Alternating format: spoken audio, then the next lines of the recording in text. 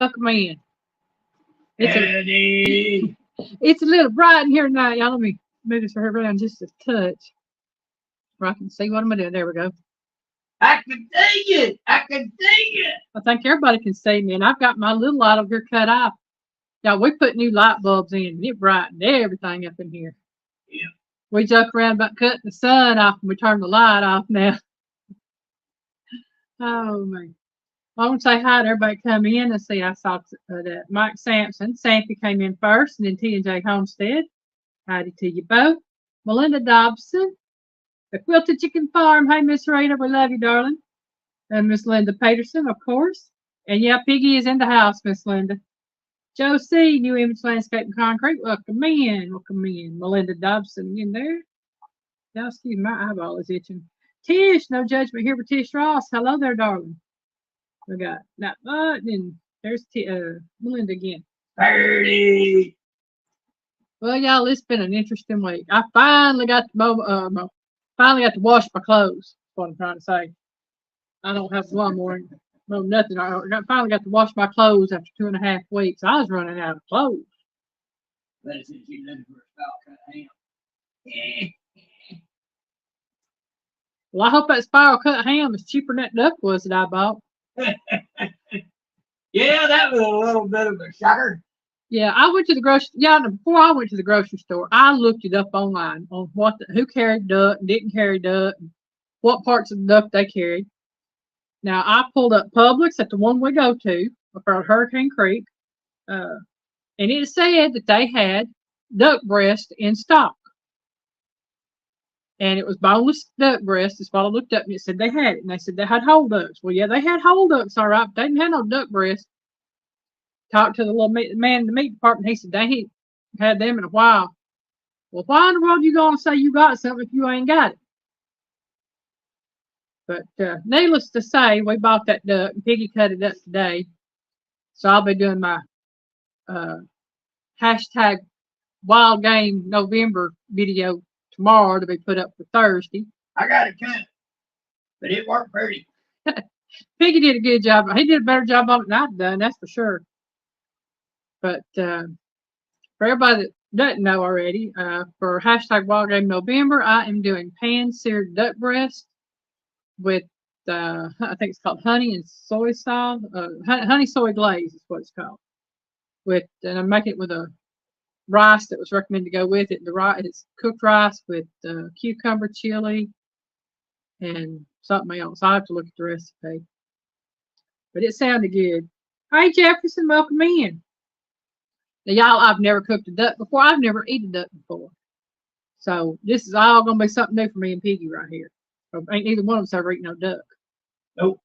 Avid, welcome in. Well, hello there, Tom at LG Bass. Jefferson, LG, Teddy and Jessica, Linda, go to Lance. Melinda. Melinda. You get Sampy? Sandy, I don't know if he's in there at the moment though. I don't know if he's in there at the moment or not either. But Rita. Yep. Put some mushrooms in the rice, Ellie. I might, Miss Linda, I don't know. Because it's got I don't know if I'm going to add cucumber and mushroom together. You know, it's just, now it might be good if I don't put the cucumber in it, but. Turning Guns, hello. Yes, it's always the right place. Turning Guns. And y'all, just so you know, Elaine took advantage of a resource and asked Miss Linda some questions about the duck. She had some questions. I did, and Miss Linda was most helpful. Most helpful, very, very helpful. And I told her what I had planned on cooking, and she said, "Oh yes, it is good that way." So I'm gonna try that. Now y'all, I want to tell you something else I did yesterday. I got out my pasta maker. I did not film it because I was practicing to see what I could do, and I made my first raviolis yesterday. I made Neil. Hey Neil, welcome in. Molly. Hey Mama Molly. Bear. And then there's Christine, Mama Bear. River Rat. Hey Ernie, hey River Rat. Y'all, my hands are cold. But I made 3 cheese lasagna yesterday, and Piggy liked them. He said they were good. They were. I've still got a little bit of that dough left, and I think I'm going to make some I'm going to experiment, y'all. I'm going to make raviolis, but they're going to be apple pie raviolis with a cream cheese glaze. I thought it was funny. She was worried about how it turned out. And I told her, I said, honey, what this is all about is experimentation. I told her, I said, it's just like the biscuits. The biscuits were good. They got even better when you got to get more practice in on them. It's going to be the same thing.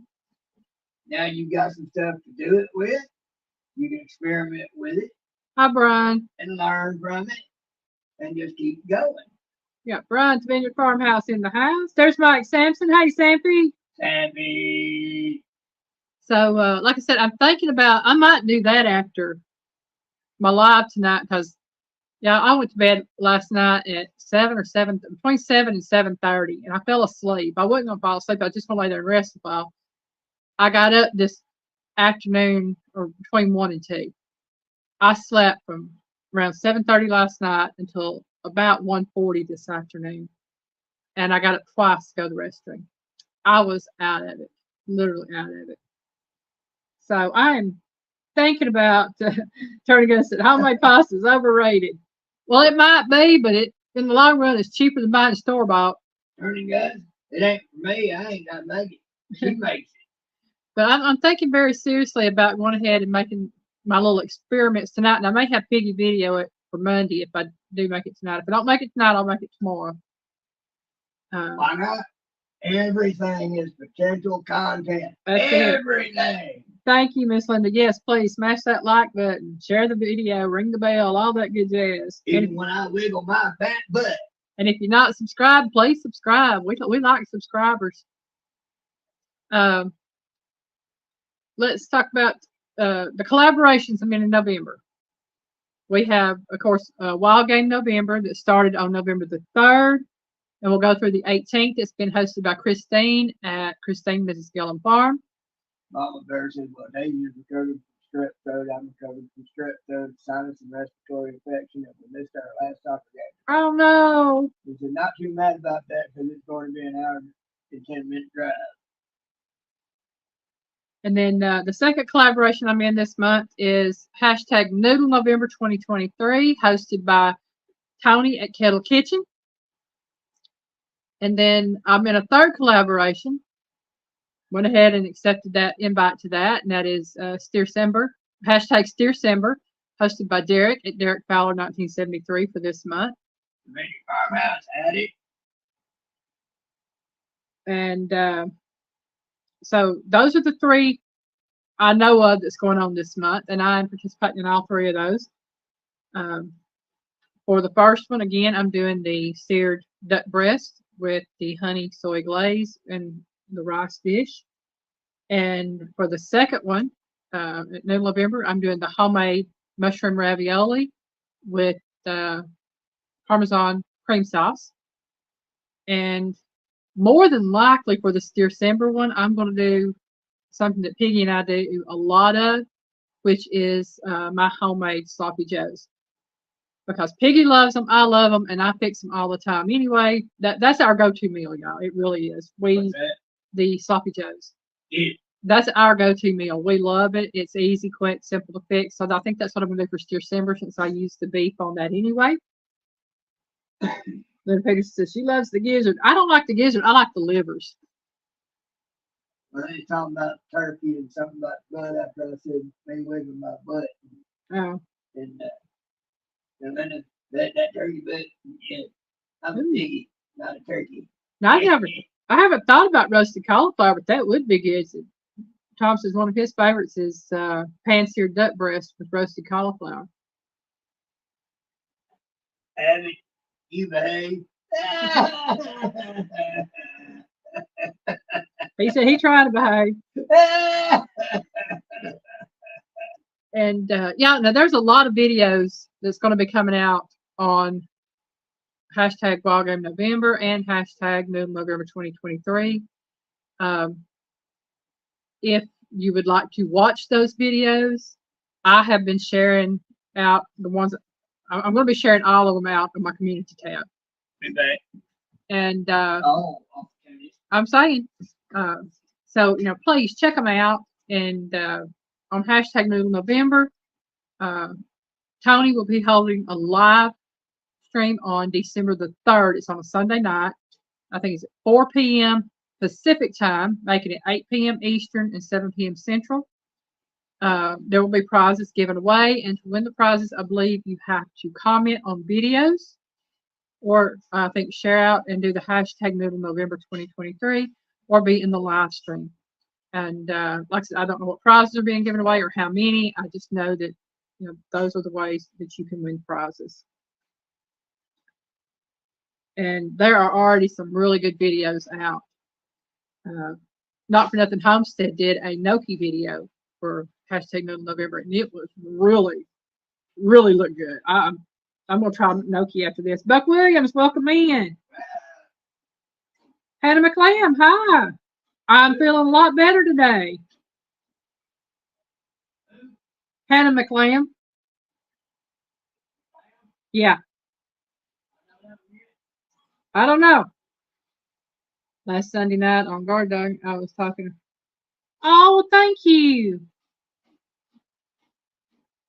I'm always glad for people to share out my seasoning barbecue sauce. If anybody wants any seasoning or barbecue sauce, you just need to contact me. If we're friends on Facebook, you can contact me through Messenger, or you can contact me through my email address or Piggy's email address.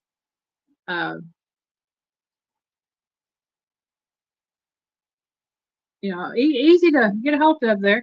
Well, hello there, Miss Michelle. It's all mine. Roasted cauliflower florets, olive oil, salt, pepper, and bacon sheet, 375-degree oven for 30 to 45 minutes until tender and starting for. Oh man, that sounds good. You're making me hungry, Miss Michelle.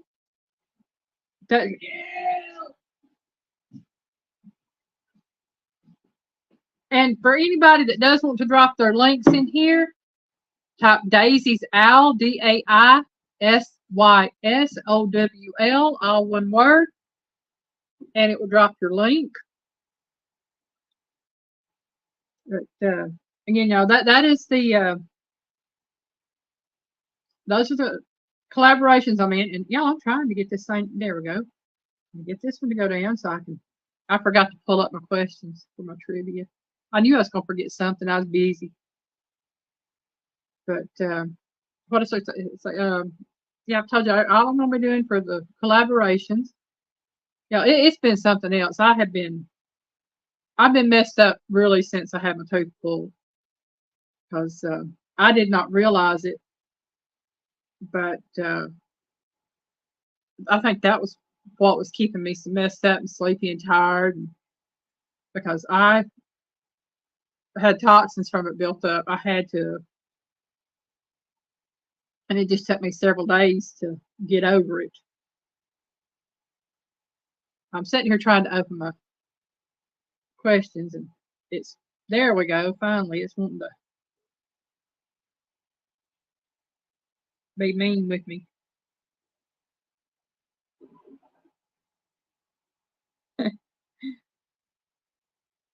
Bluff, welcome in. Bluff! Josie said, Piggy! Joe, what the Joe? I heard you say Bluff. And Michelle, and it's all mine. The piggy is right here, Joe. Piggy went and got water. And then the piggy had to go visit his wood chip. Yeah. And everybody tell everybody hello and good day. But I tell you, I was I have to say I'm well pleased in that I'm feeling better. Piggy can flat out tell you the past 3 days I've had more energy than I've had probably in a month of Sundays. Yeah, we think we finally got some things figured out, and they're starting to take effect. And she's coming back up. A lot of it had to do with that too. Oh yeah, it really did. Oh, see. I thought I heard you call out. Who did you think you heard me call out? I'm not sure. That's why I'm looking. If I missed you, I'm sorry. I was elsewhere doing the other side. Yeah, Piggy was filling my water glass for me, y'all. And some of y'all might have noticed I called her opportunist. That's because I went to go get mine. She handed me hers. Well, yeah. But see, the way that started out was, oh, Hannah McLeod. Okay, that was the one. And they say, are you hungry for hamburgers? Because that's what I'm having for dinner tonight. Well, I just ate a peanut butter and jelly sandwich, so I'm not hungry. And I had two. Yeah. See, that started out, I used to, every time she get up and go do something, I'd hand her my glass, get me some water, whatever. And she finally learned that trick. She got better at it than me. I learned how to wait. Yeah, she'd wait me out. I'd always try to wait her out. It gets better than me. I get up, and here we go.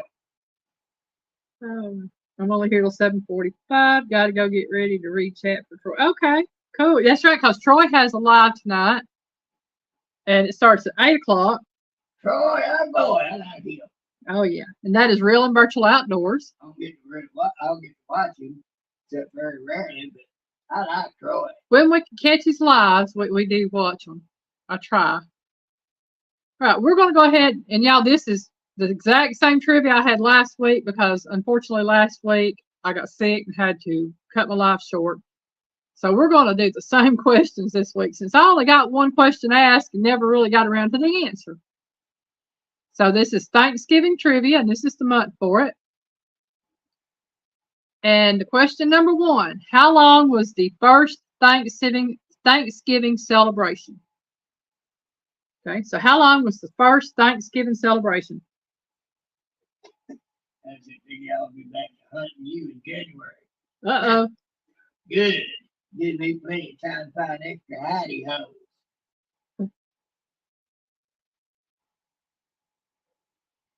Oh, man. Say, Linda said 5 to 6 days. Buck said 3 days. Michelle said 3 days. Jefferson 7 days. LG Bass said a week. Turning Guns 1 week. I remember. So you've been there, done that, huh? Melinda said 3 days. Avid said 7 days. Hannah said 2 days. Well, according to Google and the trivia place I got this from, the first Thanksgiving lasted for 3 days. So everybody said 3 days is correct. But I'm more apt to believe y'all for the 7 days because I think they partied a little bit before and a little bit after them 3 days. Probably. Oh, boy.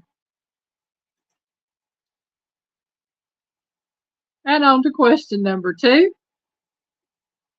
When was green bean casserole introduced to Thanksgiving? Or I should say Thanksgiving dinner. When was green bean casserole introduced to Thanksgiving dinner? And I'm looking for the year only.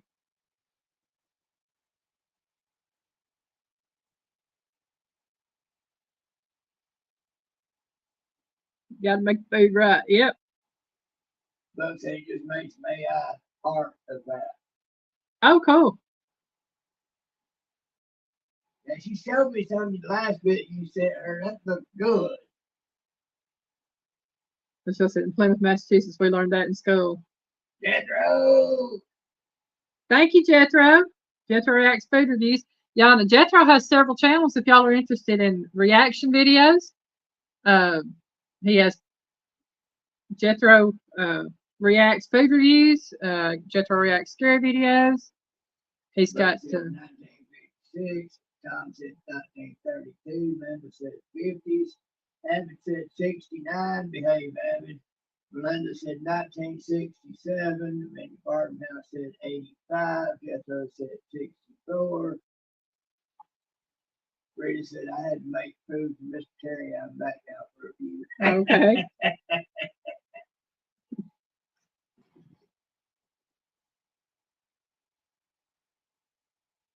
Linda, Jethro does reviews on food channels, on all channels, really. He watches the videos and he reacts to the videos. Yeah, he can be pretty funny too. He is funny. He's hilarious. Not seeing the closest so far I've seen is Buck. Buck has the closest answer to when green bean casserole was introduced to Thanksgiving dinner. And that was he gave 1956. And then after that, it'd be Miss Linda's is in the 50s because hers is general covering all the 50s.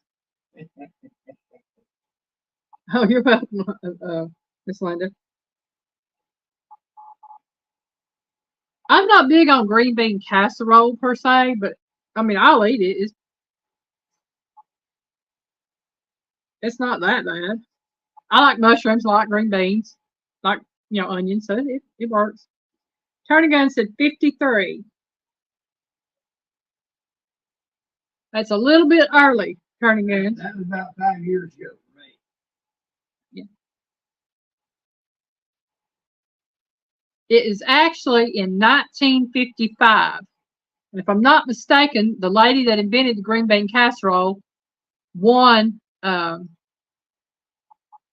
kind of cook-off, and she won first prize for it, and it was introduced to the American population and was introduced to Thanksgiving dinner. But it was actually in 1955.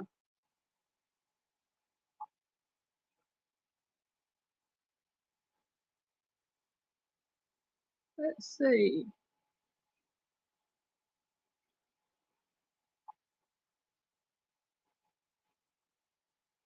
Excuse me, y'all. And the world was never the same. It never, I mean, my mother loved green bean casserole. Now, if I'm going to eat green bean casserole, there's one thing that I have to do with it. I do not like it made with the regular green beans, the cut green beans. I like it made with the French style green beans. But that's just me. Everybody has their own thing, and it's good with home canned green beans. But if I'm using just store-bought canned green beans, it would have to be made with the French style green beans. I'm picky that way. And I'm not a picky eater, but there's just certain things that go together. Really? I'm not a picky eater. Okay. Honey, I've eaten her cooking. Like I said. That's why I said I'm not a picky eater. If I was a picky eater, I wouldn't have touched her food. I did. Michelle said, French style all the way. Yeah, they are so good, especially in a green bean casserole. I've had green bean casserole both ways. Like I said, I'm not big on green bean casserole. I've never been a big fan of it. But if I eat it, French style green beans all the way. Okay, y'all. Question number 3. No wonder she likes words like South. Question number 3. What state raises the most turkeys? Now, I Googled it. I got it from the trivia site, and Google agreed with the trivia site on this one. So, what state raises the most turkeys? Georgia. Only the featherless kind. Tom said, yep, French cut beans. That's it. I have to have extra fried onions. Yeah, I mean, yeah, things like that. My mother liked it because of the fried onions. Created for Campbell's soup. Okay, yeah, they had a Campbell's soup cook-off. Okay, that's what it was because they used the cream of mushroom Campbell's soup to make it.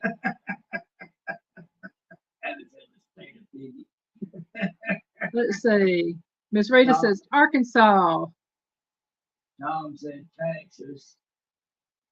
I like my green beans naked. Neil said Arkansas. District of Columbia. What is it? I don't know. River Rat said North Carolina.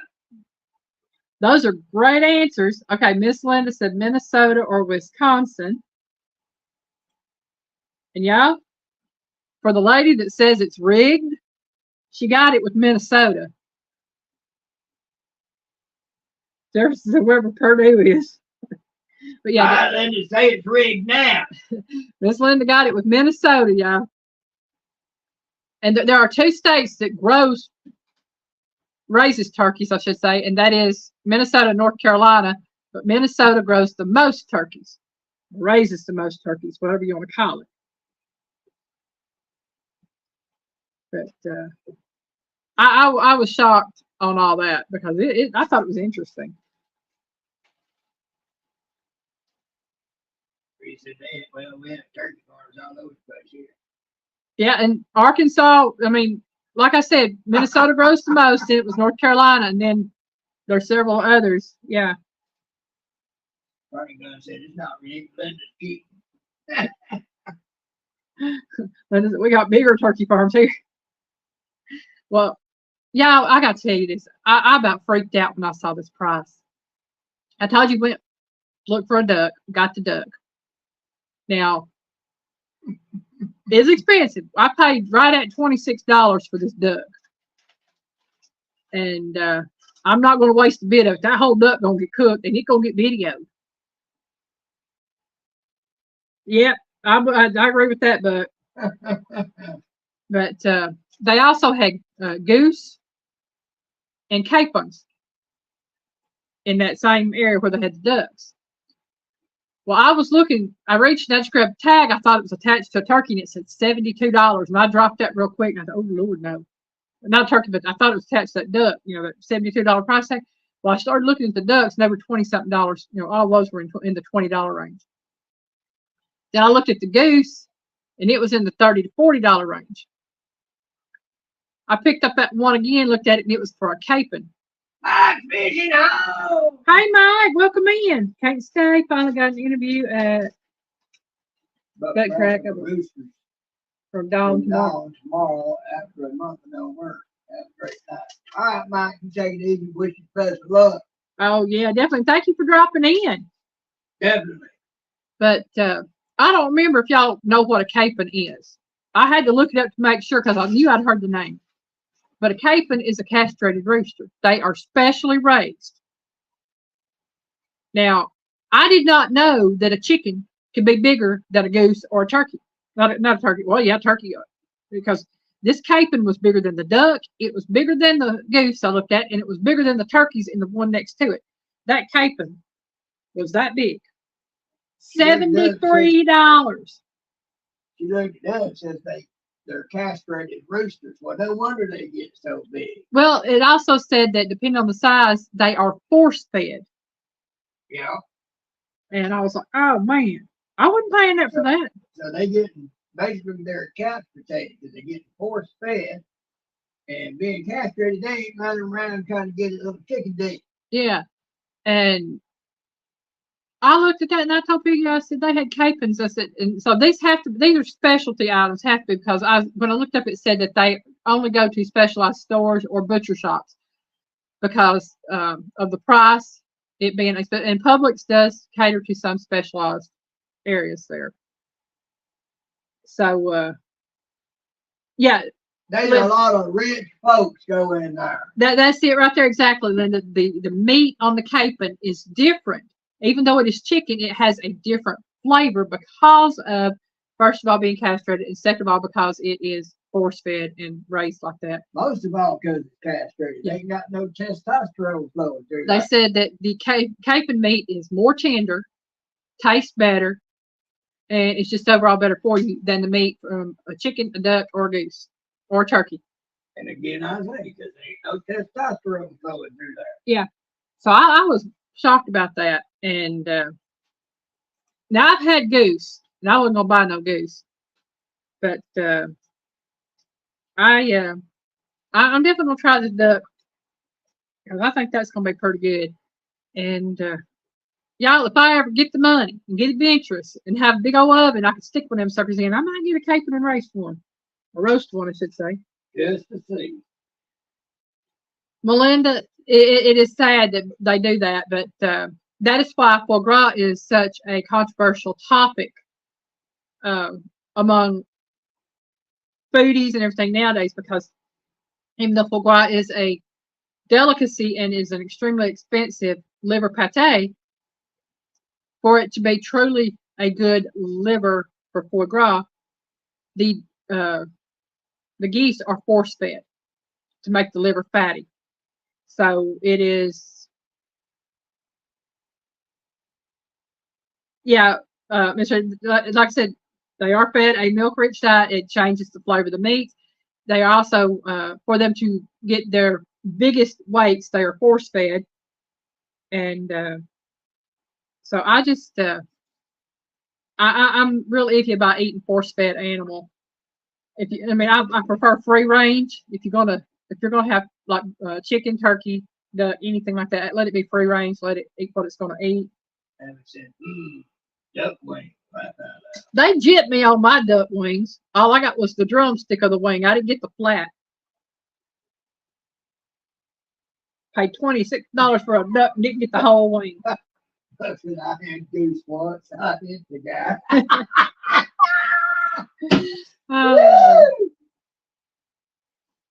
You got the wrong kind of goose there, Buck. I'm saying.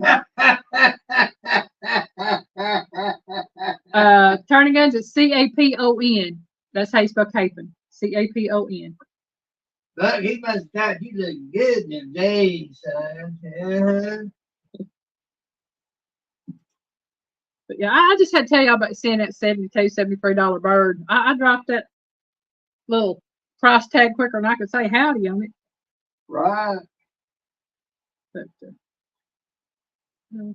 I'm adventurous. One of these days, when my rich uncle dies and leaves me $1 million, my rich uncle that's in the poorhouse dies and leaves me $1 millionaire.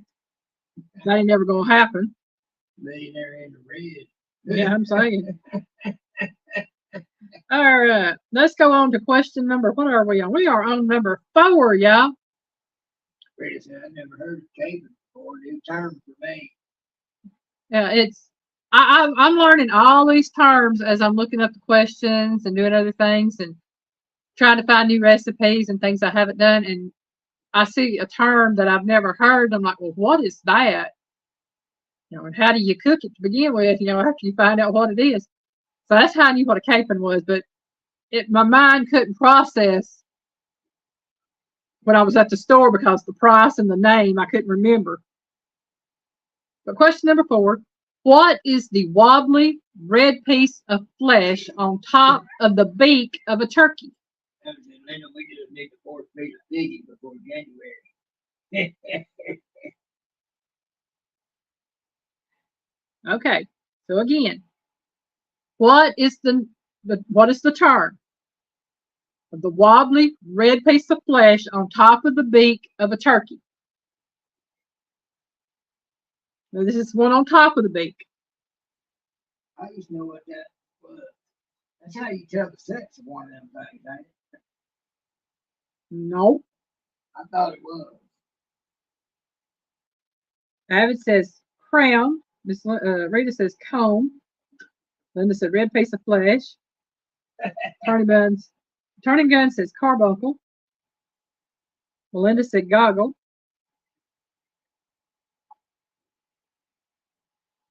Okay, I'm going to give y'all another hint on this one.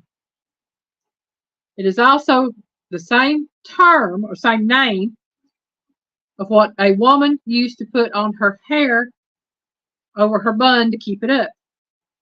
I'd still be at a loss. In the 1800s, a woman used to wear this over her hair. Piggy's tongue. No, not piggy's tongue. Oh, Lord burn. But again, in 1800s, a woman used to wear something over her hair to keep it up. Same name as what? No, it's not a net, Miss Linda. There's a certain name for it. And it's the exact same name of what's on the turkey beak.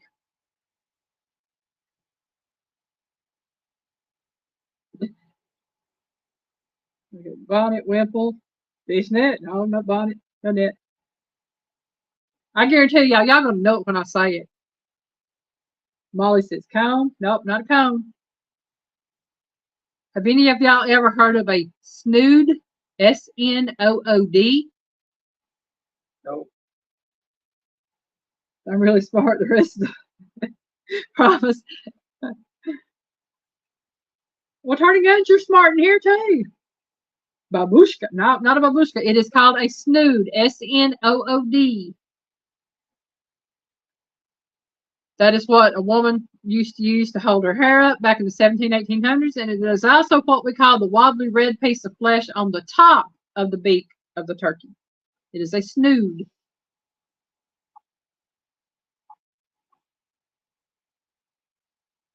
Linda Peterson said, long time ago. Yes, ma'am, it was a long time ago. Evan said, sounds like part of a piggy.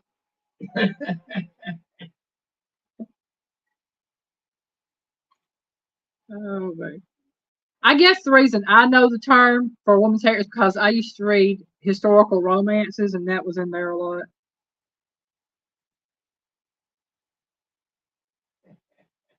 Turning goes that corn pop is a bad snood.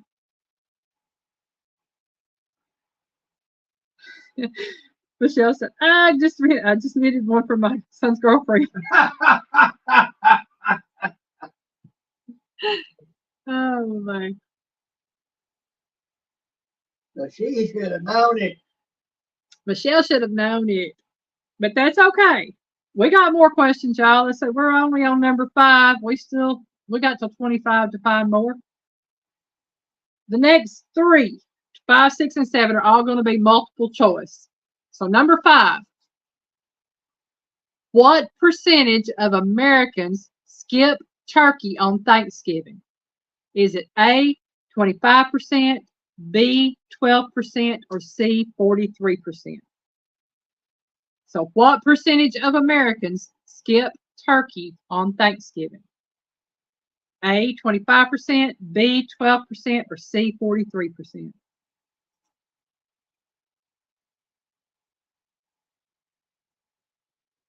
Oh, Lordy.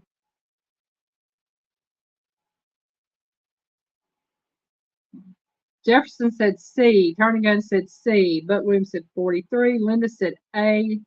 Tom said 43. Vineyard Farmhouse said 43. Michelle said B. Rita said C. Abby said C. Melinda said B.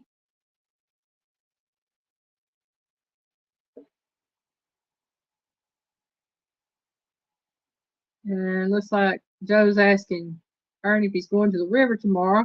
Or not the river, but it's the river you going to the game tomorrow. And Abby, we ain't going there. Joe said C. Well, y'all, the correct answer is B, 12%.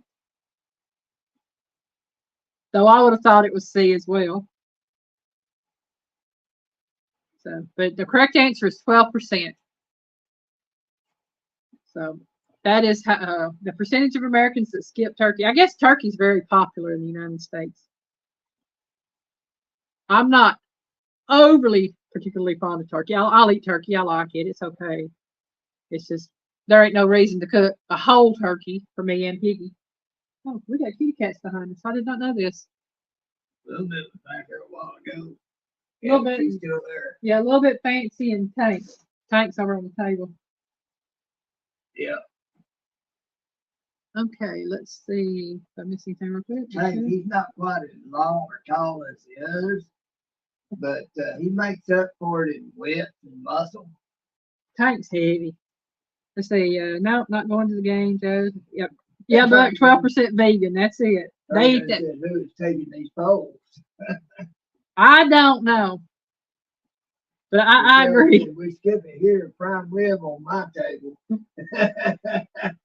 Hey, I'm gonna go eat with Michelle. I like prime I'm rib. saying, let's hop in the car and take a ride. I don't know who's taking these polls and who's doing Set it. out 2 more place settings, Michelle. Yeah, here you go. Oh man. I think we got one more now. I hear them yelling. I just don't know what they're doing over there. Maybe. You sure they won't now? I don't know. I doubt it. Tank looks like he's nice and comfy. So does Lil bit. Fancy went over to the food. Yeah. I tell y'all, if Piggy and I have it our way, we're going out to eat for Thanksgiving. No fuss, no muss, no mess, no dishes. Turning said same here. We have tomahawks. Yeah. I usually do ham if I cook at home. That or baked chicken. I just don't do a lot of turkey. Just at any time, Piggy, there's always room for more. But Michelle, if we ever get in the way to we can travel and do a few things, bet on it. I'll let you know when I'm headed that way for sure.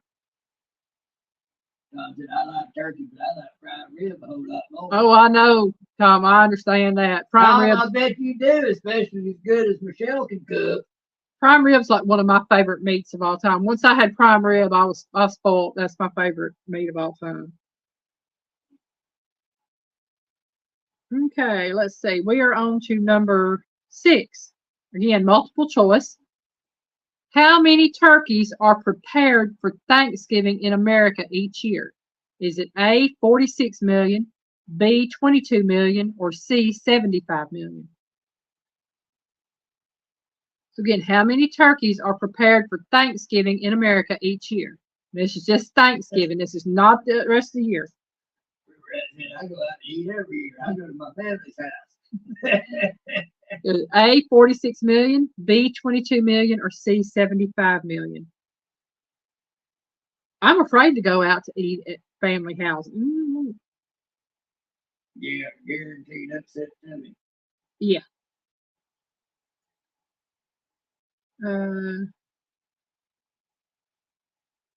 Let's see. Jefferson said must be C. Michelle said C. LG Bass said A. The baby back ribs, I can't eat a whole turkey. That's me. Why waste it? I mean, I'd be eating turkey for a year if I could do that. Linda said A. Turning Guns said C, but the math doesn't work. What was C? C is 75 million. Oh. The answers are either A, 46 million, B, 22 million, or C, 75 million. Oh. And the answer is A, 46 million. And this, like I said, this is just for Thanksgiving Day. 46 million turkeys are prepared for Thanksgiving in America each year. And you have to take into account, as far as the turkeys, how many people are going to be eating that turkey. I mean, you may have a family, anywhere from 5 to 10, 15 people coming in to eat.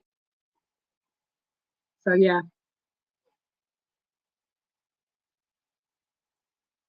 I told you.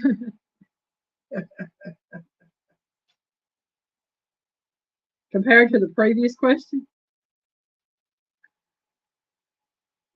Okay, compared to the previous question. The previous question was what state raises the most turkeys? Or, okay, what percentage of Americans skip turkey on Thanksgiving, which would be 12% of Americans? And that's where I'm getting to on that, because one turkey is going to feed a lot of people. So you figure on average 10 people per turkey. Because if you're going to say, well, I'd say 15 people, that's on an average 15-pound turkey. 15 people, roughly almost a pound apiece. So it might work out math-wise after that. I don't know. But a lot of times you're going to cook a turkey, and a lot of people ain't going to eat turkey anyway. They're going to eat everything else. Gray Wolf, welcome in. Gray Wolf. Member for 4 months. Yes, thank you so much for being a member too. Tom said something like that. The best part of turkey dinner was the turkey soup my mom would make after Thanksgiving. For me, it was always the day after turkey sandwich leftovers. Pretty totally agree. Pretty much. How's your wife doing, Gray Wolf? And how are you doing? Yeah, what day you open?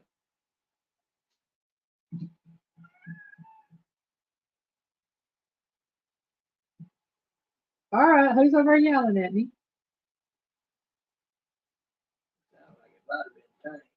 I think he was. Oh, Molly, those are the best. Turkey tamales. Oh, yes. My cousin's boyfriend at the time, he's deceased now. They went to his sister's house one Christmas. And this was after I'd moved in with my aunt and uncle when my mom died. And he come home with some turkey tamales that she had made. Oh my gosh, those were the best tamales. Oh.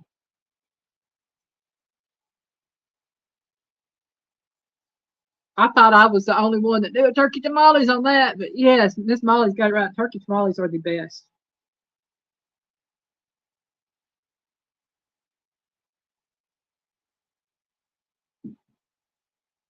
We're saying hello.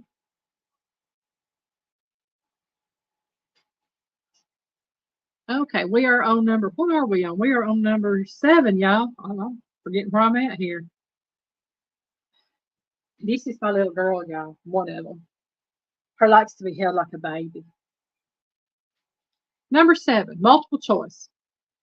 How many Americans prefer Thanksgiving leftovers to Thanksgiving dinner? Is it A, 45%, B, 68%, or C, 80%?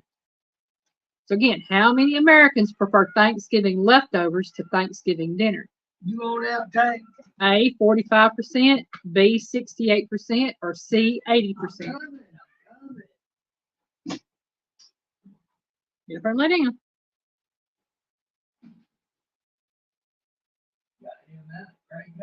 Pontoon Jody, welcome in. Who? Pontoon Jody. Jody. Hey, Jefferson said A. Michelle said B. Ray Wolf said C. Linda Peterson said S. Give me a 6A. Tom said B. Brian said A. Jefferson said no, A can't be right.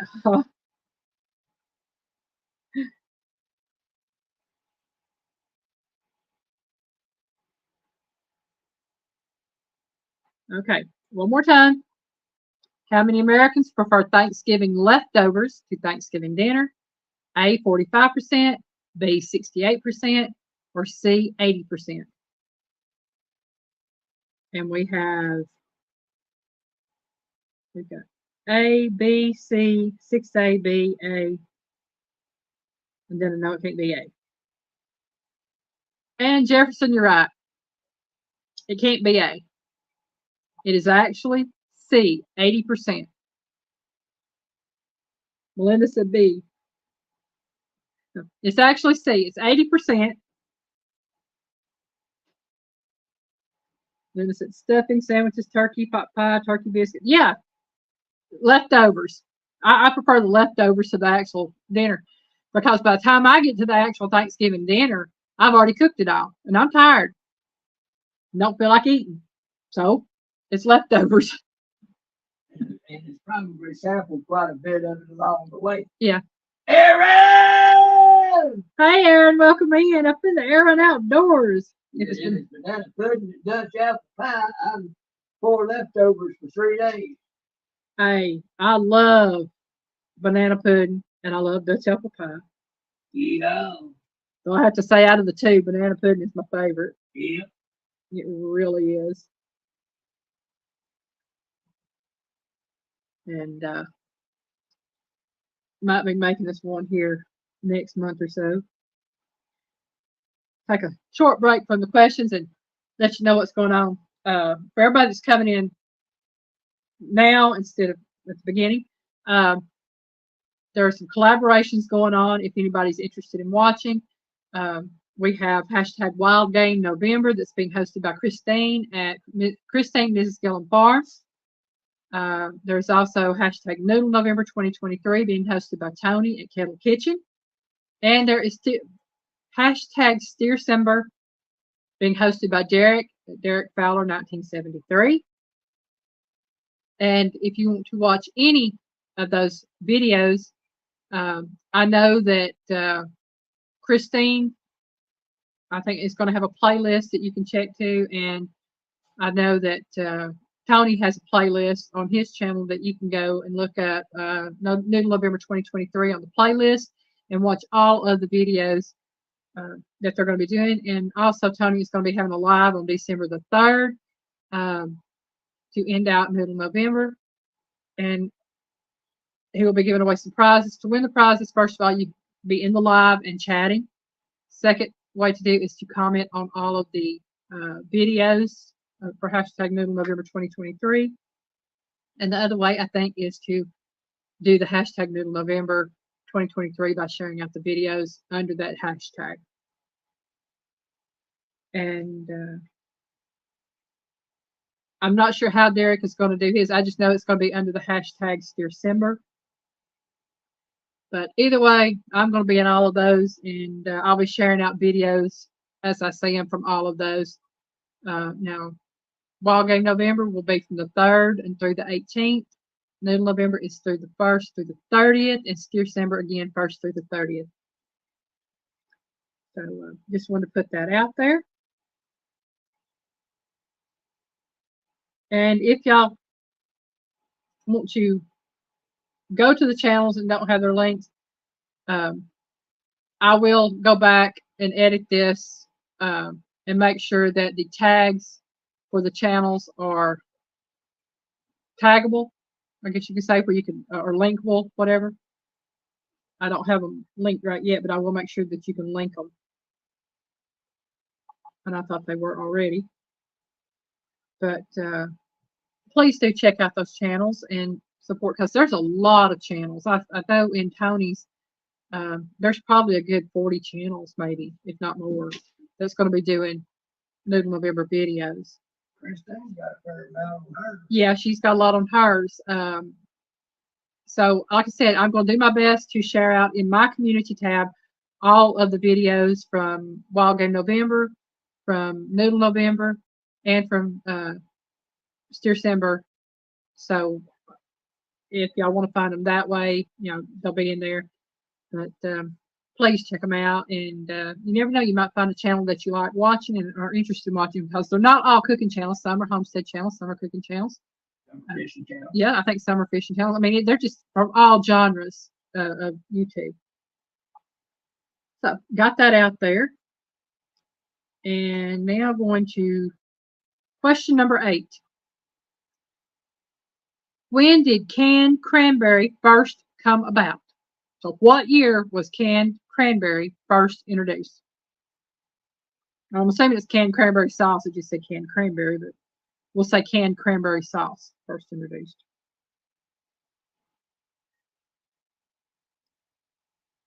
Hi, Teresa. Welcome in. Teresa.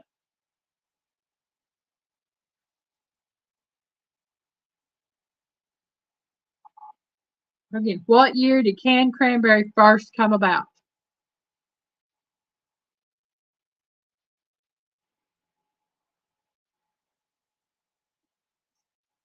Oh, man.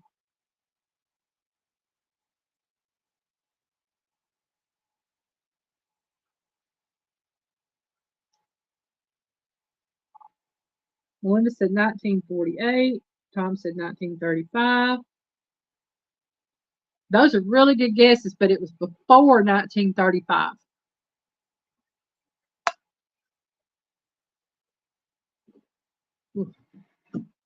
I didn't realize it was as old as it is. I mean, well, to me it's old, but you know, getting chilly in here. I'll be glad when they get that basement finished up, get that front back on it and the door. They finally got that sidewall done, so I could wash my clothes. I got the drain back in, so I could wash and dry my clothes.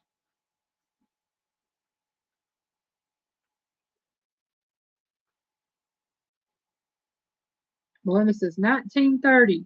It's before 1930, Melinda. And y'all don't forget, Piggy will be going live tomorrow at 5:30 p.m. Eastern Time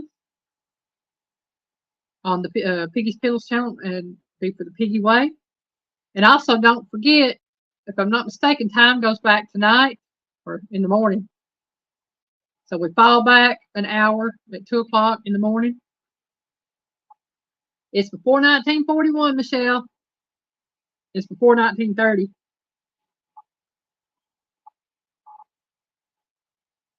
How's that new kitchen working out for you, Michelle?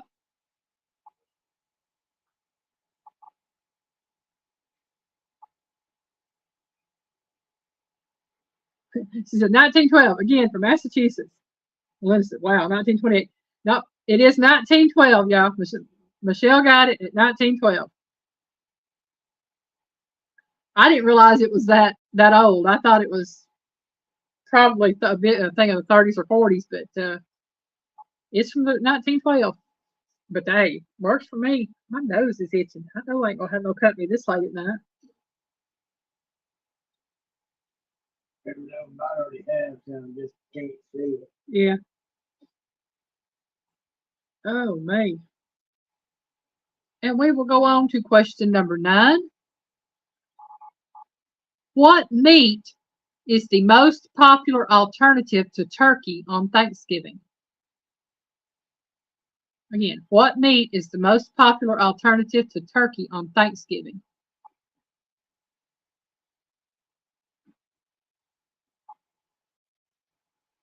No, I'm not going to get no company either, Miss Linda. I don't want no company. They don't want that company. We don't want it. Melinda said they had cans back then. I like Michelle says it's shiny. I don't use it. Just kidding. I love it. I like the whole berry cranberry sauce. I used not to not like it, but I tried it one year and it was so good. I mean, I do a occasionally. I don't always do it. It's a cranberry gelatin salad, and it calls for the gelatin cranberry sauce. But I use the whole berry cranberry sauce in it. Man, it's good. Michelle said ham. Tom said ham. Linda said ham. Well, Linda said ham. Oh, y'all know it. It's ham. It's always ham. Gotta have ham. Those who like the ham, that's why they don't see the piggy. Hey, we love ham. We love ham so much that I cooked 2 big hams and cut them up for our wedding reception. And we had ham and green beans and sweet potatoes and broccoli casserole. We had all sorts of good stuff. Y'all had a big spread. And half the people left without taking a plate. I even brought to-go plate things so they could make a plate and take it with them. Nobody took it with them. So we brought it home. We eat what we eat. Sent some to the homeless shelter. And sent some home with friends. And well, there's a lot of some of them there that kind of snooty. And so they turn the nose up at it. But that's all right. God has a plan for it already. Yep. There was a homeless place Yep. in Alabama where one of our guests had come from to be there for the wedding. So she called the place and asked them if they wanted it. They said, oh, yes. Yeah.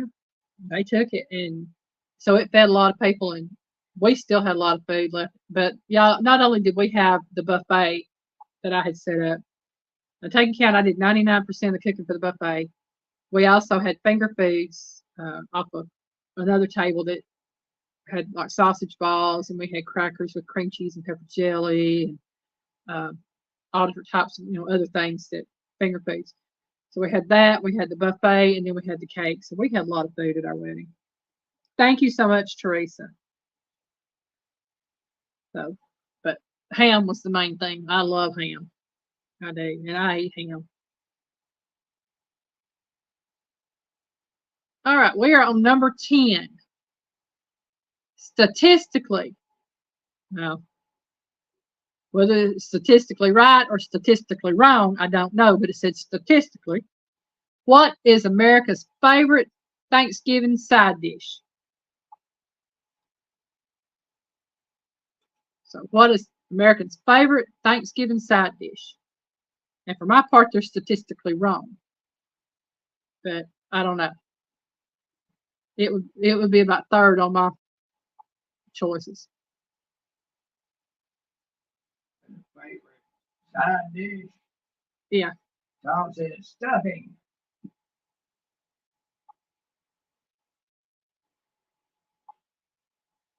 Anybody else? Hannah McLeod, I love those stickers besides you, Elaine. Thank you, Hannah. They're from a lot of really good channels that have sent them to me. I have all sorts of them, and I'll take more if anybody wants to send me more. Matter of fact, I've got LG Bass up here twice, I think. No, I don't. Yeah, they got LG Bass Dark, and right there's the LG Bass on the dock. Yeah, I got 2 LG Bass. Oh, but that was. Okay, we're looking at stuffing. We have mashed potatoes, sweet potatoes, yuck. Candied yams, potato salad. Now, see, I'm seeing all the things that, yeah, that for me, Melinda, I know you said yuck for sweet potatoes, but I actually make a sweet potato casserole that is awesome. It's sweet potatoes and pineapple with a pecan topping. It is so good. That's my favorite side dish. So, unfortunately, it is not The number one. The number one side dish on Thanksgiving is stuffing / dressing, however you want to call it. Ham, stuffing, mashed potatoes, sweet potatoes, candy yams, potato salad. Yeah. Now, sweet potatoes and green beans and bacon are my two favorite side dishes for Thanksgiving. And then after that would be the dressing. But you got to have the dressing with the giblet gravy for it to be Thanksgiving. I'm sorry, that's what it is. You got to have it.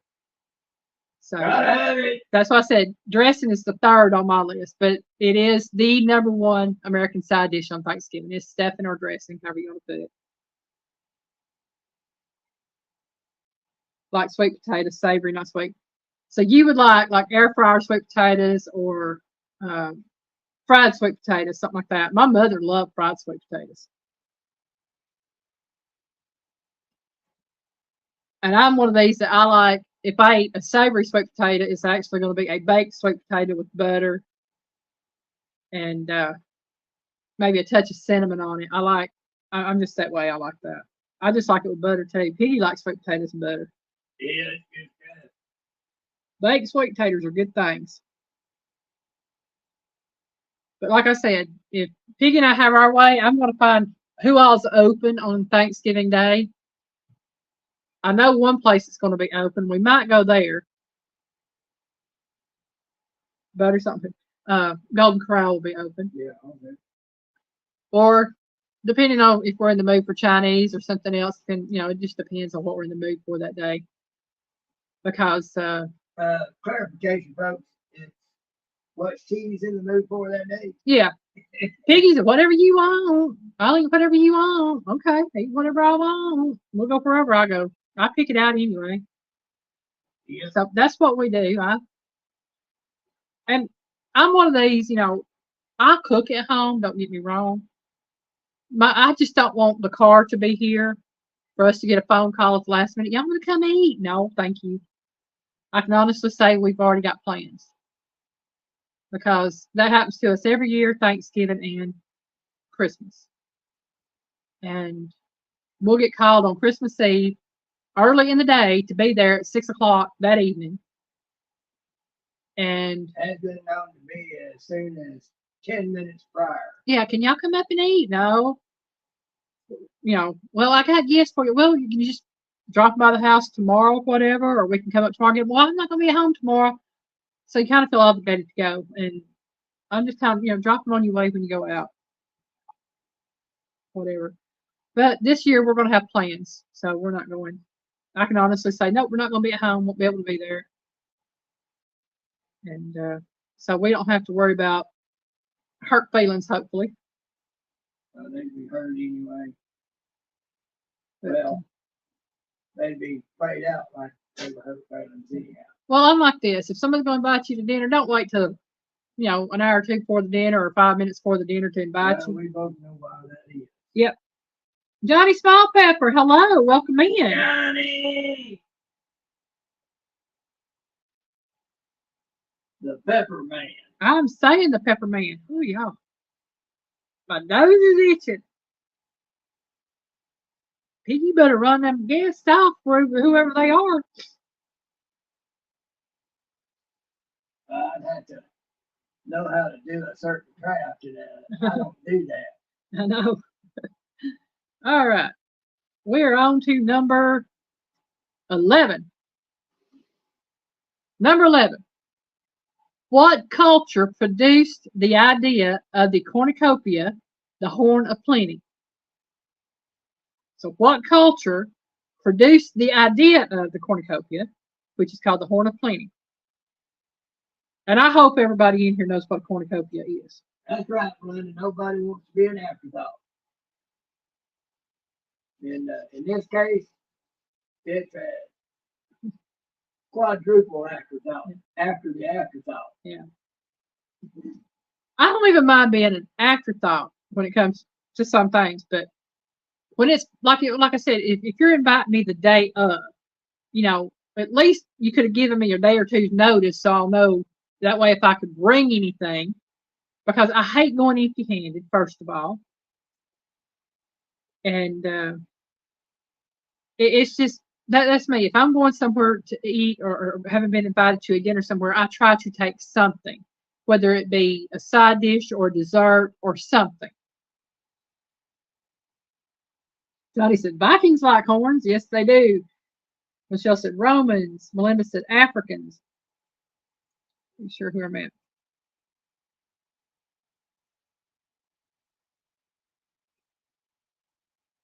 I'm having to think, y'all. Y'all making me think.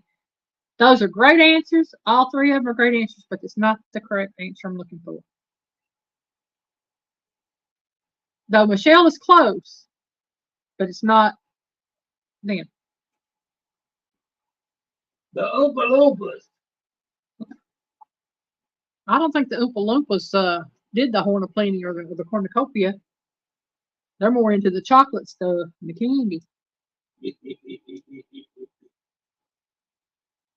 Johnny's mom never said Vikings like horns. I saw that. They do. They wear those horn helmets.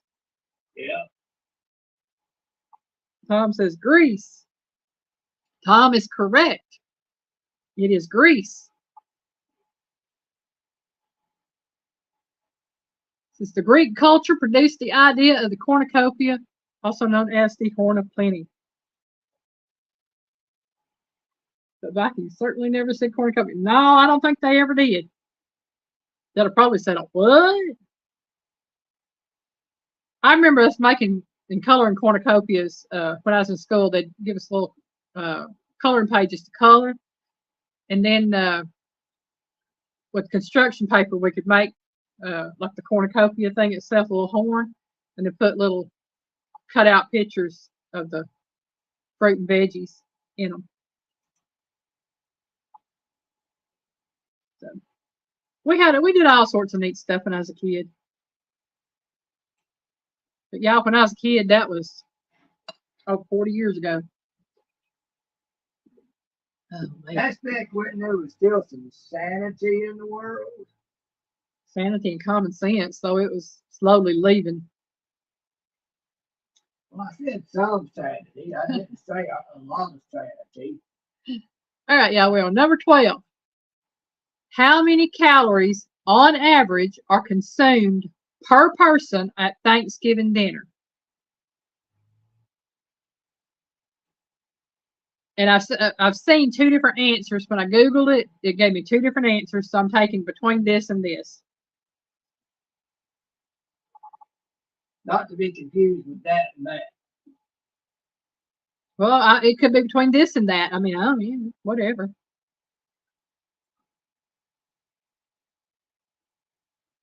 Dodgy Bass is $14.50.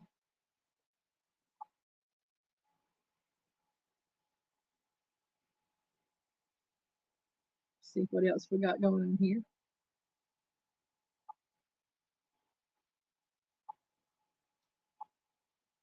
Linda says 1,600. Y'all are a little bit low. Way too many. Yep, way too many, but so worth it. Most definitely. Actually, Tom and Melinda are really low on theirs at $14.50 and $1,600. They are low.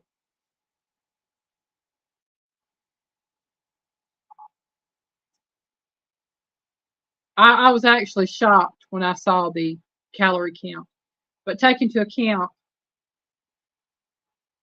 the dinner consists of the meat, the dressing, the other sides, the desserts, the rolls.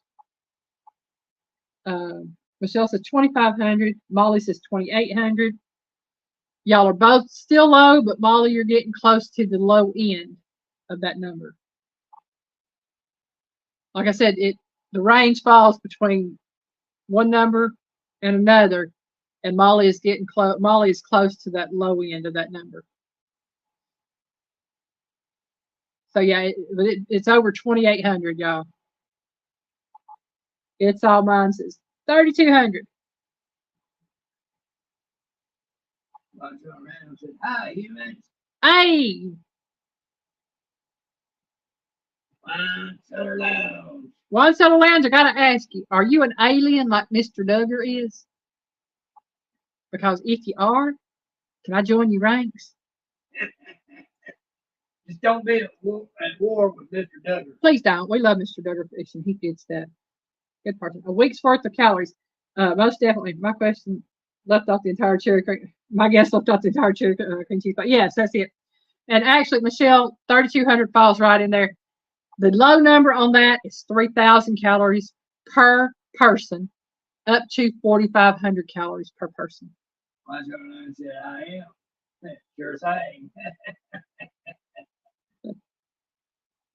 See, we love the aliens, like Mr. Duggar Fish, and he's an alien. We know he's an alien. So I have to ask when you come in and say, hi, humans, if you're an alien, I want to know. I'll join you. As long as you're not one that wants to take over the world, because I don't want to be a world leader. I don't know. I just want to be me. That's it. But yeah, that shocked me when it said it was 3,000 to 4,500 calories per person for Thanksgiving dinner. Whew, that's a lot of calories. Ain't it though? It is. And Piggy and I got to talking about it. We was talking about, that's a lot of calories, but we also sit down and we were talking about it. And I said, just think about it, Piggy. I said, for all them people sitting there eating them dinners, it don't matter if you're eating Thanksgiving dinner or a regular dinner. If you're drinking soda pops and sweet tea and other things like that, more than one glass with your meal, you pop them calories right there. Because you can drink 3 soda pops and have over 1,000 calories. Yeah. So, I mean, it makes like that's right, Michelle. That's for the people who has the pasta course in there. But I told Piggy, I said 4,500 calories. I said that's for somebody that drinks a glass of soda pop with every bite they take. Just about go through a 2-liter at one time. 2-liter or 3-liter or 4-liter in a meal. It adds up. People just don't realize. I've got to the point now. I drink water all the time. I did break week and drank me a Mr. Pibb the other morning when we went out to eat breakfast. Chicken fried steak sounds good. Yeah. It really does. Yeah, I like it. Chicken fried chicken with some gravy over it, some mashed taters. Yeah. Michelle, I don't know if you were in here earlier when I was talking about I did my practice run on my raviolis yesterday. I got my pasta maker. So I didn't video it because I just wanted to do a practice run, and I made some 3 cheese raviolis, and they turned out pretty good. I didn't use all my ravioli dough, though, because, man, I made a lot of raviolis. And I'm going to take the other half of my ravioli dough tonight, probably. 351 Cleveland, hello. 381. And I'm going to practice an experiment, and I think about making some apple pie raviolis. I've got some apple pie filling that was homemade, so I'm going to make me some apple pie raviolis and see how those turn out. But got that pasta maker now. I'm going to be making me some raviolis, homemade lasagnas, some fettuccine, some linguinis, and homemade spaghettis. That's what Piggy gonna be good in this neighborhood. Yeah. I only used it one time so far, but so far I'm liking it because there ain't no way I could have sat there and rolled that stuff out by hand to get it that thin. Because I know it said on the instructions for making the ravioli, it said you want about 1/8 of an inch thick before you can see your hand through the ravioli dough. Well, I could see my hand through it, that's for sure. I ain't never seen a dough that thin. And I didn't even go the full 8 turns on it. I think I got to number 7 on mine. Told Piggy, I don't know what we're going to use number 8 for, but it'd be awful thin on number 8. Right. And I just had to put that out there because I like that thing. Got me a new toy. We are on number 13, y'all. This is a true or false. Turkey has more protein than beef or chicken. True or false?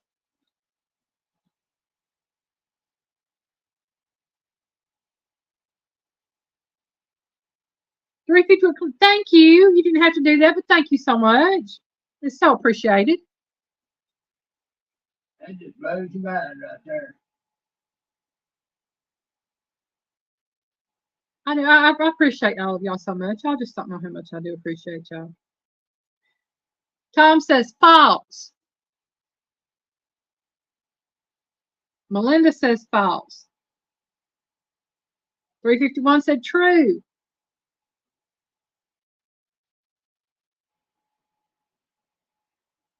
Just remember, everybody, you got a 50-50 chance of getting it right. With my noni made a hand, I have a hand crank machine and the KitchenAid attachment. Hers was perfect. Now I've got the hand crank machine.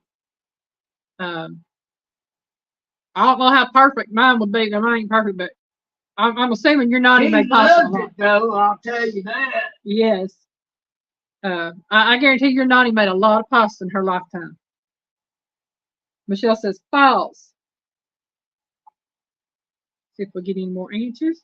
And again, for everybody, question is true or false? Turkey has more protein than beef or chicken. True or false? I've got 3 falses and a true.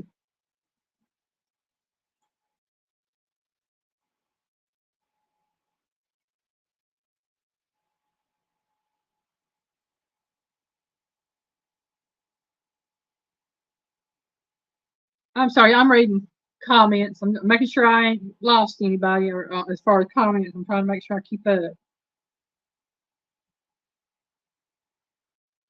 And just saw my Nightbot pop up that cookbook. Y'all, the new cookbook will be out probably in January or February for the YouTube signature dishes. I'm working on it right now. I've got four more signature dishes, and this year I'm going to have 2 bonus recipes and possibly 3 from the collaborations I've done or I'm doing this month.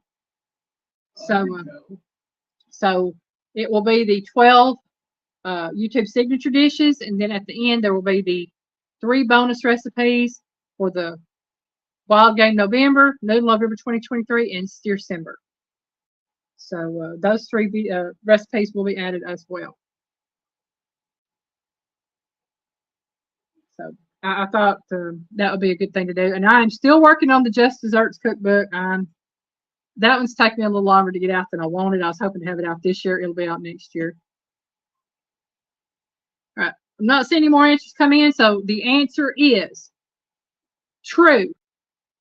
Turkey does have more protein than beef or chicken. It said turkey has higher protein per ounce than beef and chicken. I did not know that, so I learned something new too, y'all. I don't see how that's possible. It is possible. According to them. Well, I did it for more than just the trivia site. I Googled it as well. And well, I have a reason for saying that. I would thought beef would have had more protein, personally. Well, see, the thing is, with other things that are going on, it's just like when saccharin was said to cause cancer. But the thing on that was the testing they did, they gave the lab rats enough saccharin to cause cancer, enough saccharin that was more than 5 times what a human would consume in a lifetime. So yeah, it's going to cause cancer. Yeah. But Sweet and Low was coming up and they wanted to promote it. Well, think about how they were trying to get rid of cows because all them cow parts. Yeah. You know, they're going to push saying something else is better all the way around than the other. Yeah. So you can't trust the information. I'm just saying. Hey, Ginger, welcome in. Ginger! Not for nothing homestead. Y'all, if y'all have not checked out Ginger's channel, y'all really need to. If not for nothing homestead. She has a gnocchi recipe, a gnocchi video that she did for Noodle November 2023. And watching her make the gnocchi has encouraged me to try to make gnocchi in the coming months because it looked delicious. And do this.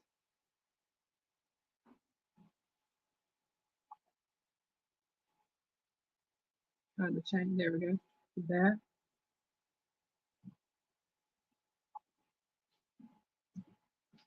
You made it, Ginger. Yes. But yeah, Michelle, you said, wow, that was May. I personally thought beef had more protein. I didn't know, but like Piggy said, I mean, they could be pushing an agenda too. All right, we are on number 14. I kept seeing movement to my side. I got one laying there. I got one over there. I got one over there. Talking about kitty cats. Fancy little bit gray. Is that Gray? What happened to Tank? He went outside and Gray came in. Oh, okay. Gray's my boy. He's from the first litter of my tidbit. He's the You're like a lame. She'll be scared to death what she's about to do, stress all over it, everything else. Turns out just fine. You did a great job on that. Yeah, it is gnocchi. That is what I said. Yeah, she made Ginger made a gnocchi recipe up, and it looked good. And I think she made it with a homemade pesto. I think she said it was homemade pesto. I was more interested in the gnocchi part, watching how she did that, and was focusing on that when she was talking about the pesto. Yeah, now that she's got that pasta machine. Well, you don't make gnocchi with the pasta machine. I thought you said something about that. No, the gnocchi you make it with potatoes, is what I said. I thought that was pasta box. I thought you mentioned using that machine for that. No. Okay. I must have put part of something else together. Yeah, I said that you would like gnocchi because it's made with potatoes, and Petey likes potatoes. Yeah, but somehow I got pasta in there. Yeah. You mentioned using that machine. Oh. Well, we've been talking about the machine, then I started talking about the gnocchi is a potato pasta, I guess that's what I said. Number 14. Which state grows the most sweet potatoes? And again, I Googled it to make sure it was right. And I ain't going to say Google's right either, but. And folks, how that happens, she'll do that. We'll be talking about one thing, and all of a sudden she'll be talking about something else. I'll be like, I was talking about, oh no, we're talking about, no, well, we were talking about, and folks sometimes the way my mind works, it makes for some very interesting things pop out. I'll put it this way. We both have our squirrel moments. And if y'all don't know what that is, it's when you're doing something, saying something, look around, oh, squirrel. Yeah, those kind of moments. Oh, yeah. Ginger is the same for us. You know, she did that battle with cancer and everything. She's not strong as she used to be. I've got nerve damage in the spinal cord in the neck area, and I've got no more strength left. We understand. Yeah, so we use the philosophy and terminology, work smarter, not harder. So if it makes it easier on us to do, we'll use the tool. Tom said Iowa. Again, question is, which state grows the most sweet potatoes?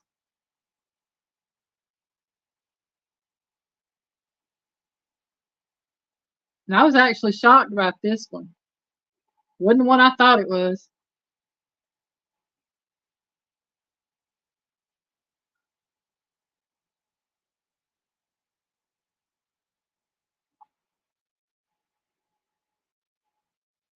Yeah, gnocchi's a very soft dough. I saw that when she was making. I've seen it made before, but I've always had a little bit of trepidation about trying to make it.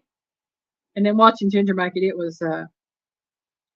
was really coming together in my mind that I could do that. Jefferson. Trepidation, yeah. Jefferson said Georgia. 351 says South Carolina. Ginger said, I'm going to guess Georgia too. Well, all of those are great answers. They're not the right answer, but 351 is very close. He's in the ballpark, just the wrong direction.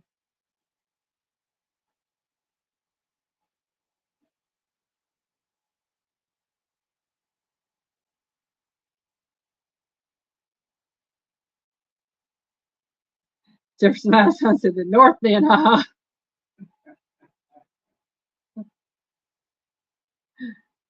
I'll take that, Jefferson. It is North Carolina. I thought it would be Mississippi myself. I don't know why I thought Mississippi, but I guess because all the sweet potatoes I get in always says Mississippi grown, so I don't know. But North Carolina is the state that grows the most sweet potatoes. They must be shipping them somewhere else because I don't never get North Carolina taters that I know of. All right. Now ask about the flap of skin on the top of a turkey's nose. Number 15. What is the dangling skin under the turkey's neck called? All right. So what is the dangling skin under the turkey's neck called? I'm keeping my mouth shut. Oh my gracious. Yeah, Ginger, I mean, I was shocked being North Carolina. 351 said gobbler. Ginger said the gilly gilly or the jilly jilly. I'm staying quiet. Bob says the dangle. I can have too much fun with that. Unless it goggle or gaggle. Molly says waddle. I'm loving these answers, y'all.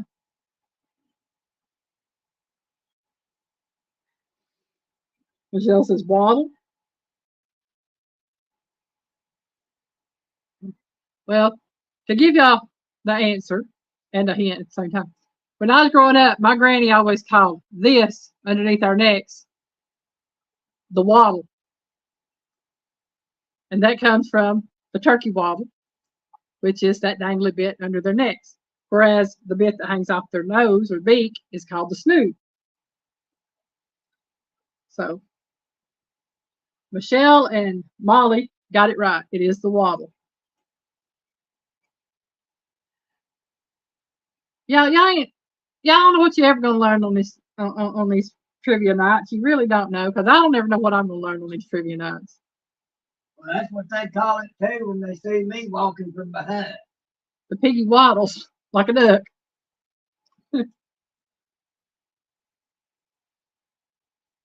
I don't know if y'all saw my little short I put out about Piggy dissecting the duck, but he's just getting started on it. I'm thinking about doing another one showing it after it's dissected. I got it in my pan in the refrigerator. So this is what it looks like now that he dissected it.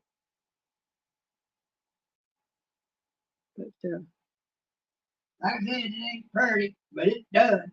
well, the duck breast, which is what I was going to buy, they actually look decent, and they're going to be good on the video tomorrow. The rest of it is just going to get put in the oven and get roasted. I'm not going to worry about it because roast it and get all the drippings and stuff I can get off of it. Then take the back and the breastbone and the wings. And Tinkerbell, hello, my darling. Tinkerbell, me lady. And then I'm going to take and put those bones in a stock pot with some water and make some stock, put some carrots and celery and onion and stuff in it and make a nice duck broth or duck stock. So I am going to do what I can do, save what I can save, and I'm going to can me some duck stock. Number 16. This is an interesting one. How many ridges are there on a 14-ounce can of Ocean Spray jellied cranberry sauce? If you wonder what I'm talking about, if you look at the can, there are ridges on that can. And you can tell there's ridges. So how many ridges are on a 14-ounce can of Ocean Spray jellied cranberry sauce? And I guessed wrong.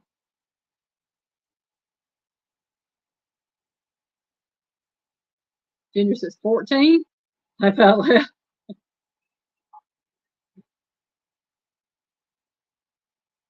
Molly says 10. Tinkerbell says, Sir Piggy, hello. Neil said 20. Michelle said 20. Joe fixed it for you. Welcome in. Go, fix it for you. He said 7. Bridges. It is rigged. Ha, give a 14. Those are great answers, all of them, but it's not the correct answer. Melinda says 8.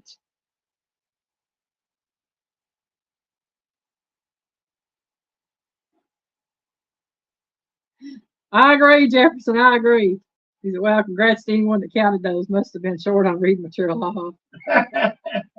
Linda says 12. Well, I'm going to give y'all a hint. It's more than 14 and less than 20. Elizabeth said 5. Linda said 20. Yep. Again, the hint. More than 14, less than 20.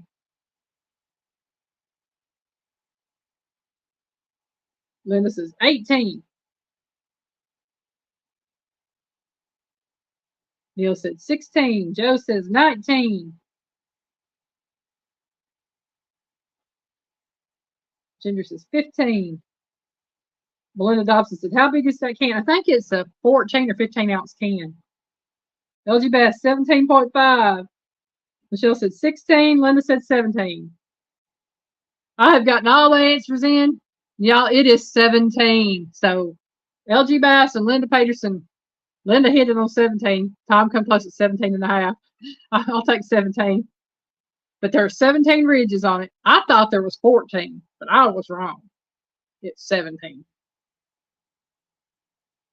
So. And I never even thought about the ridges on it because pretty much every can you buy has some type of ridge on it.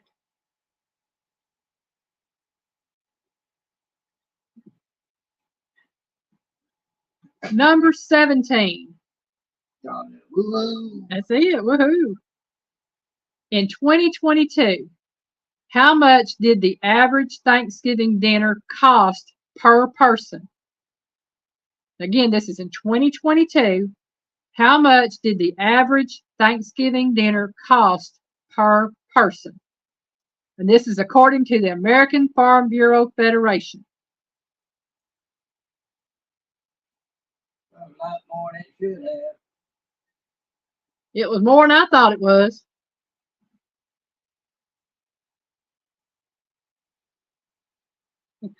I bet you did, Miss Linda. I know you. Neil says 40. You did count them one time. Yeah. Jefferson said $10. LG Bass said $36. Ginger said $12 per person. Now, see, these are numbers I was thinking. Per person, I was thinking, $10, $12, $14 per person. I was wrong. All right, Johnny, you have a good evening.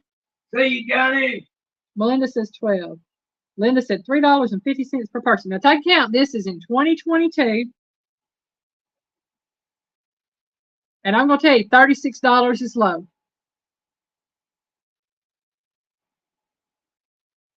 If that answers it on that, it's higher than $36. They must have based this off of the snooty Richie Rich. So it's $6.50. Now, see, I guarantee you, Ginger probably does like that. Ginger probably bargain shops when she has to buy the stuff. If she don't grow it herself or raise it herself. Oh, I guarantee you she does. Yeah. What in the world? Was it gray? Or was it a cat outside the door wanting in? That's possible. I take this. Michelle says $42.50. Neil said 60. He said they stuff it with oysters like it was bacon. Like it was bacon. Miss Linda, I don't know. There was a flavor thing that I turned mine over. Yeah, that's me. I bargain shop. Now there's some things that I will pay the price for, like that duck. But usually when I'm buying groceries, I get my penny's worth. She make a penny holler worse than anybody I ever seen. The closest to it right now is Neil with $60, y'all. Happy Meal with large tea is $6.50. I don't do the Happy Meal, sorry. Now I ain't putting down nobody to eat some Happy Meals, but I don't eat them. I can't eat from there. There's only a few places I can eat from. It must be, Tom. Neil said 65. I'm gonna go ahead and give it to Neil, y'all. It is $64.05. They must have been taking that from some fancy restaurant. I don't know, but it said in 2022 the average Thanksgiving dinner cost per person was $64.05. I don't know what they eating is costing $64.05. My whole meal might cost $64.05, and that'll feed me and Piggy for 2 or 3 days. Her own meal will be half of that. Yeah. And you won't go hungry. Yeah, Ginger. He is. I'm thinking I'm getting like Joe fix it for you really well. Peaceful Des, hello and welcome in, darling. Yes! Yeah, like I said, the only thing I can figure is they're talking maybe these really big Thanksgiving dinners that have 2 or 3 turkeys and 30, 40 sides and 1,500 dessert dishes and all that. I could see that maybe. But an average Thanksgiving meal for the average American. And when I say average American, I'm talking about people that make less than $100,000 a year. Yeah, they're going off people calling the average person the average middle class people making $200,000 to $500,000 a year. Yeah, what they can afford. They'd have to be, because everybody I know, I mean, I've seen people on Facebook and here on YouTube and other venues talking about how much they spent for Thanksgiving dinner. And their whole dinners might cost at maximum $100-something because they're making everything they can from scratch. So where they're getting $65 or $64 a person, yeah, I understand, Peaceful Des. That's right. Been there, done that, and less actually. But it was for a household of 2 with me and my mom. I actually had somebody tell me once. I've told this story before, but my mom drew SSI, and at the time she was drawing $664 a month. Well, I had to make a choice whether to work and pay somebody everything I had coming in to take care of her, or to quit working and be my mom's full-time caregiver. And we talked about it, and we decided to go that route. I would be her full-time caregiver. We lived off her SSI check, food stamps, and Section 8 housing. And had a bill collector call. He was wanting his bill paid, and I said, listen, I said, you'll get it when I get it. I said, I'm not working right now. I said, and right now, is everything we can do to pay our bills as far as our utilities and things. I said, my mother has $664 a month coming in, and that's what we live off of. There can't nobody live off of $664 a month. You're lying about that. I said, won't you come and watch me? And I'll show you how to live off of $664 a month. I said, you might not have cable, and you might not have internet, and you might not have a cell phone, and you might not have a fancy car. I said, but you can live off of it. That's it. All depends on what you're willing to sacrifice. Michelle says, if I spend $150 on feeding 10 people, that's still only $15 each. That's right. Yes. And Michelle, I guarantee you, for $150, you'd probably be able to feed 15 people at $10 a piece. Michelle makes numerous desserts because none of the kids can agree on anything, so she makes one for everyone. Yeah. Yeah. And still come out cheaper than that.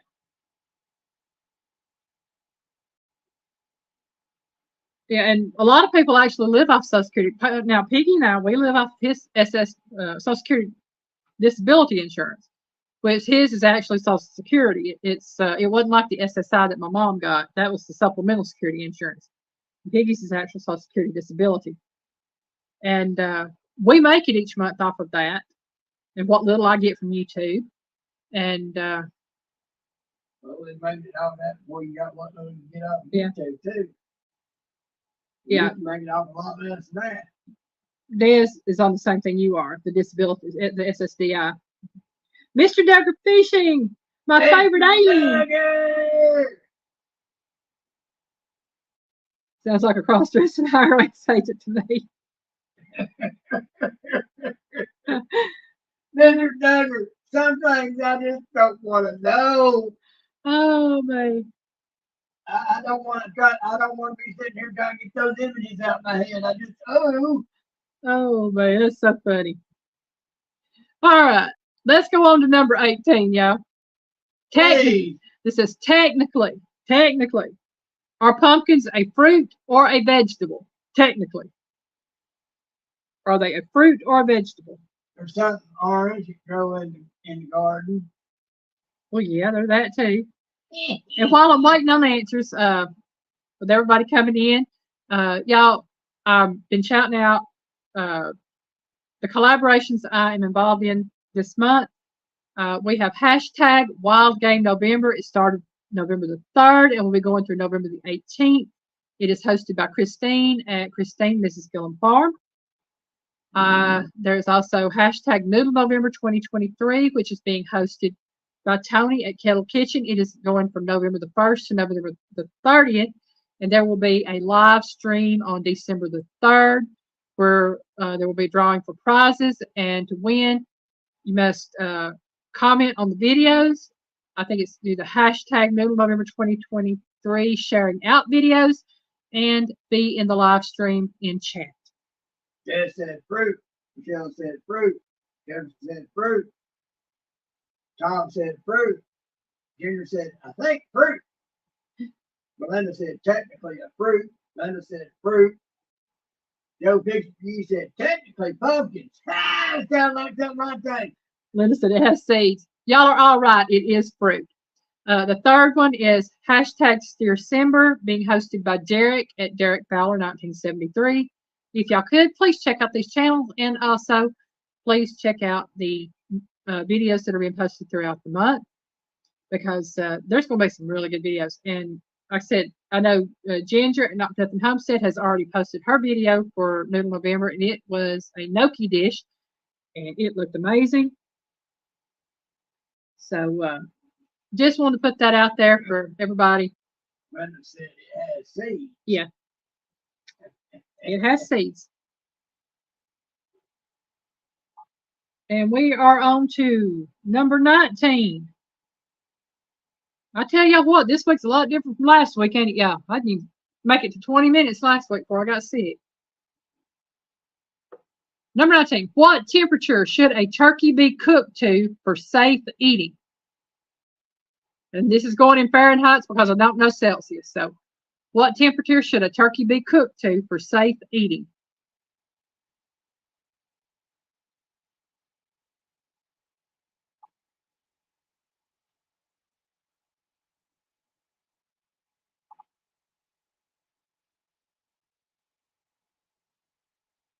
Miss Linda says 160.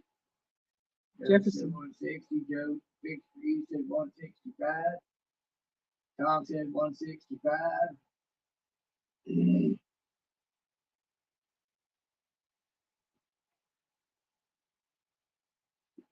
Neil said 180. Linda says 160 to 165.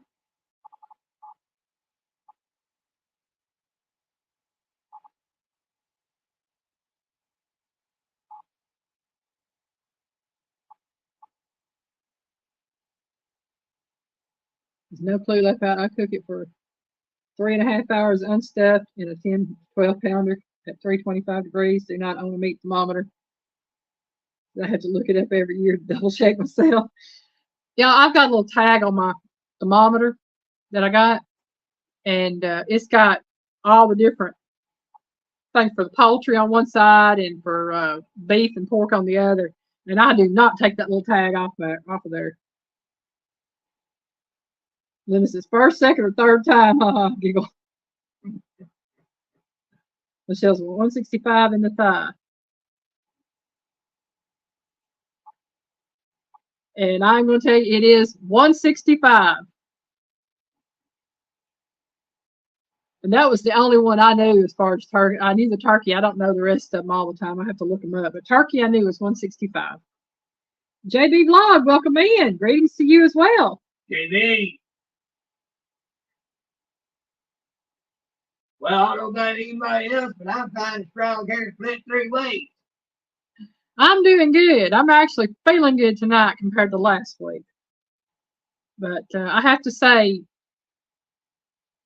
after having broke the tooth that Wednesday, going in that Thursday and having it pulled, and then feeling a little bit out of it Friday, and come Saturday, I was sick. And I know it had to do with the stuff they shot in my gums, plus the toxins and everything from the broken tooth, getting out of my system, all that. It really made me sick that Saturday night.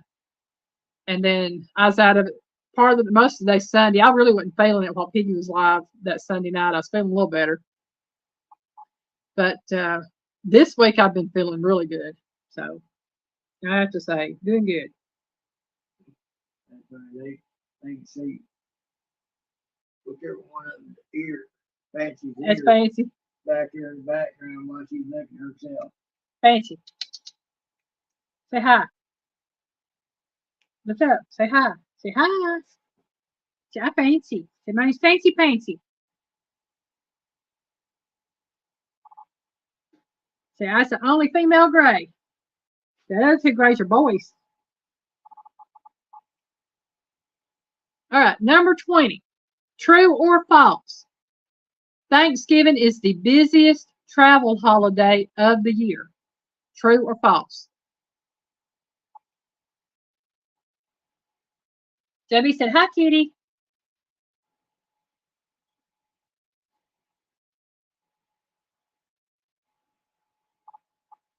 Linda said true. Michelle said true. Des says true. Tom said true. I said yes. Melinda says false. Joe says true. JB, Tom howdy. And if y'all would like y'all's link drop, please type in Daisy's Owl, DAISYSOWL.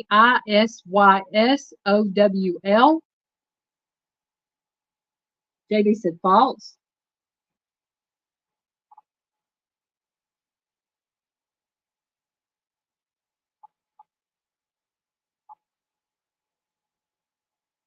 Ginger said true.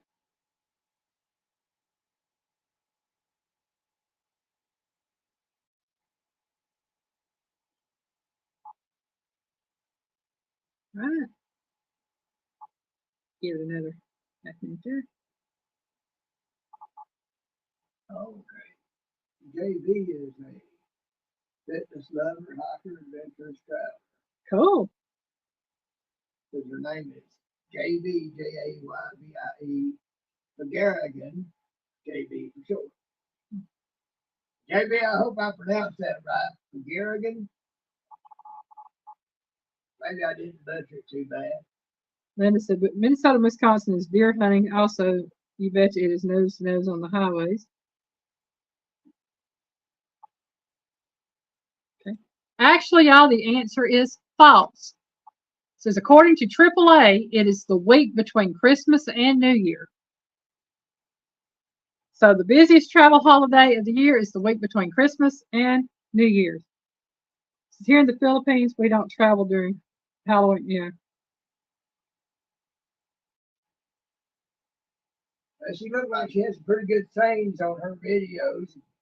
Y'all like hiking and trails and pretty scenery and everything. Y'all might check her out. She's got 2.31 subs and 1,000-something videos. Miss Linda, you know it ain't rigged. You've been winning. If it was rigged, you wouldn't win. Well, then again, you might. You never know. All right, number 21. Which state produces the most cranberries? And I was shocked by this one. So again, which state produces the most cranberries? Well, this is more traffic around Christmas. Yeah. There he is. Tom says Massachusetts. Michelle says Massachusetts. Linda says Wisconsin.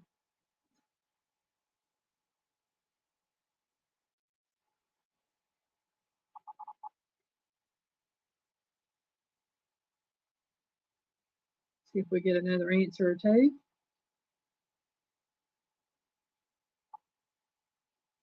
But I'm going to put it this way.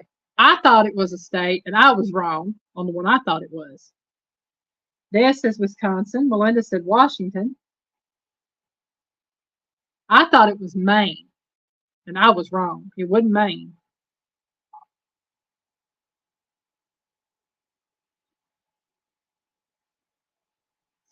Where we're at. Touchdown there. Okay. But it's at Iowa. Okay, we have a Massachusetts, a Wisconsin, another Wisconsin, a Washington, and Iowa. Okay, Maine is blueberries. Okay. Yes, I thought it was Mass because my oldest daughter's dad used to work in the farms with that. Massachusetts is a producer of cranberries. Michelle said Maine is blueberries. Yeah. And see, I thought it was Maine, so that would make sense with the blueberries. But the state that produces the most cranberries is Wisconsin. Don't know why I never thought of them producing cranberries, but they do, and they produce the most because again, not only did I take the trivia sites for it, I googled it to find out. That's it, but Wisconsin is it. Yep, it is Wisconsin. You and Linda are correct. Yep, it is. It is Wisconsin. All right, number 22. Which state grows the highest number of potatoes in the USA? And everybody's got to know this one. Which state grows the highest number of potatoes in the USA?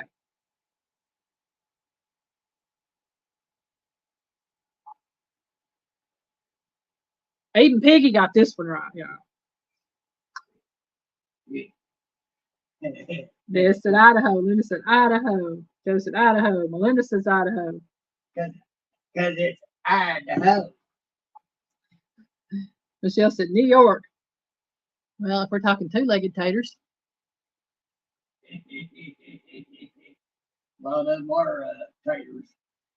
Ginger said Idaho. Tom said Iowa. Anthony J, welcome in. Wow. Hey, Anthony J. He said Idaho. Everybody that said Idaho, y'all are correct. Idaho grows the most potatoes in the U.S., or the highest number of potatoes in the U.S., according to what it says. All right. We know who grows the most, or the highest number of potatoes. We know who grows the most sweet potatoes, and we know who grows or raises the most turkeys. And we know where cranberries are grown. So we're doing good. We halfway through Thanksgiving there, y'all. Number 23.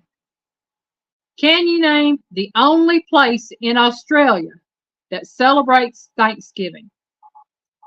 And this is the only place in Australia that celebrates Thanksgiving.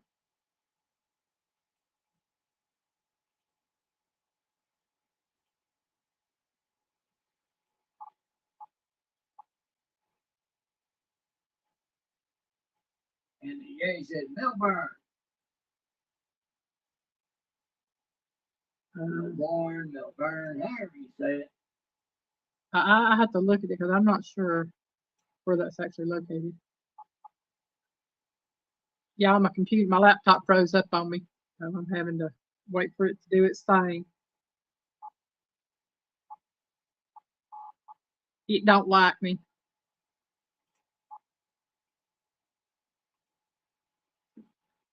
Well,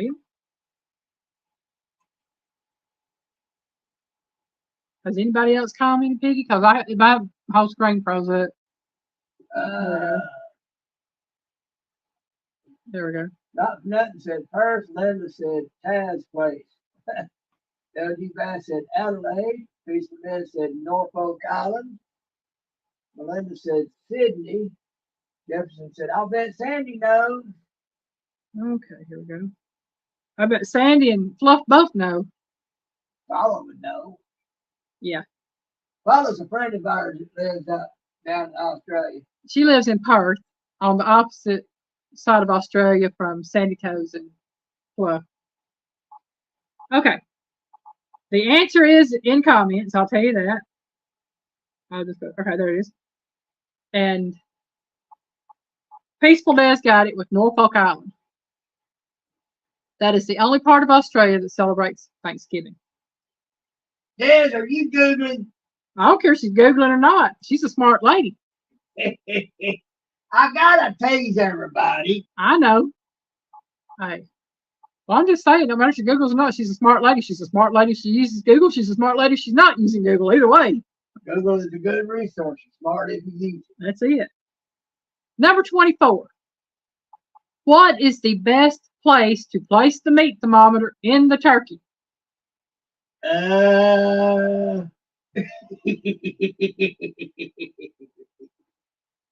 What is the best place to place the meat thermometer in the turkey? And it's already been answered in comments. Place it might not like. Michelle said thigh. Jefferson said breast. Anthony Gay said top through the breast. Peaceful Des said thigh. Top said thigh. Joe Dixon, you said breast. Linda said breast. It is the thigh. It will give you a more accurate reading of the temperature of the bird. Yeah. And number 25, y'all. We're at the last question of the evening, and we've got 3 minutes till 9 o'clock when I normally shut down. The internal organs of a store-bought turkey are usually found in a small bag inside the bird. What is the collective name for the organs?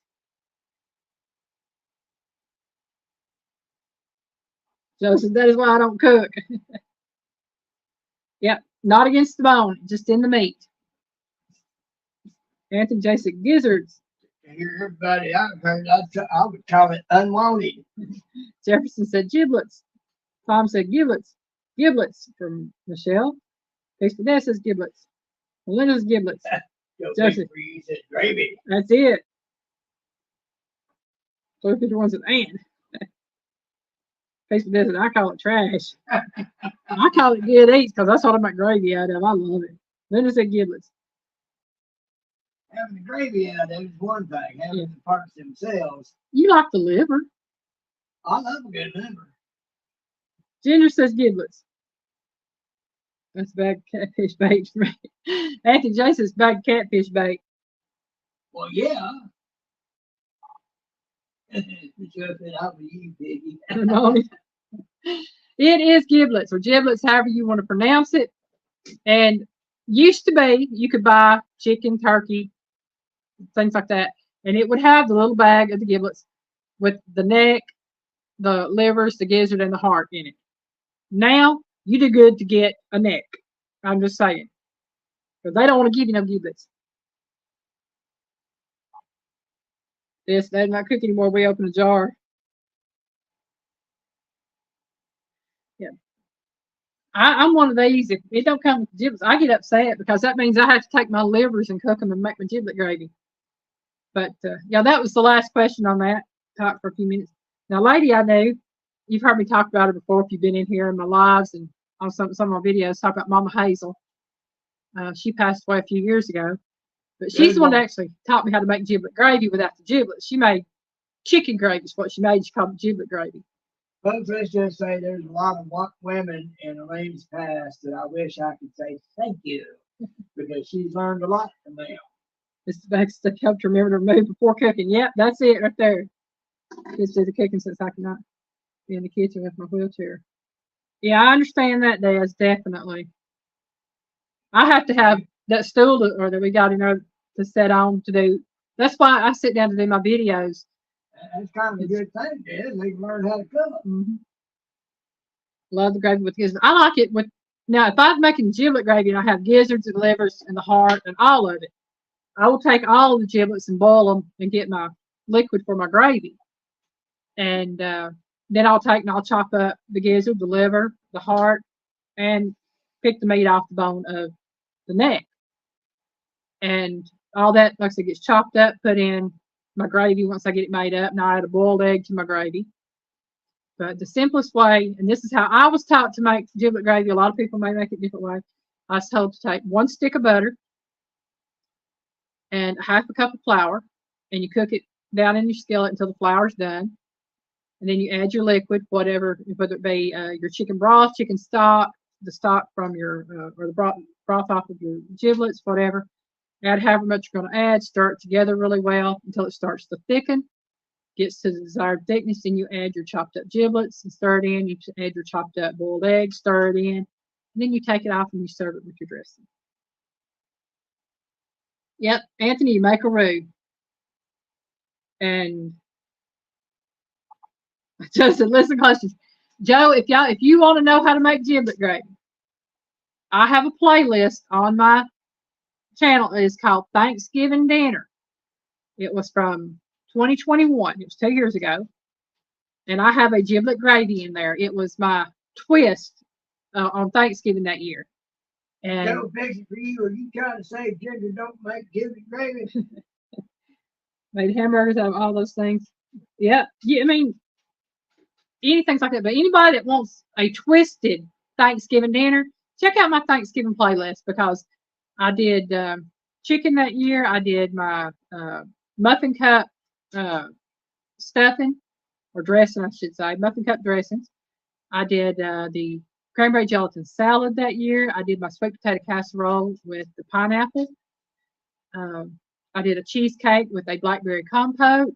I did my green beans and bacon, and I did my giblet gravy that year. So that's just giving y'all ideas.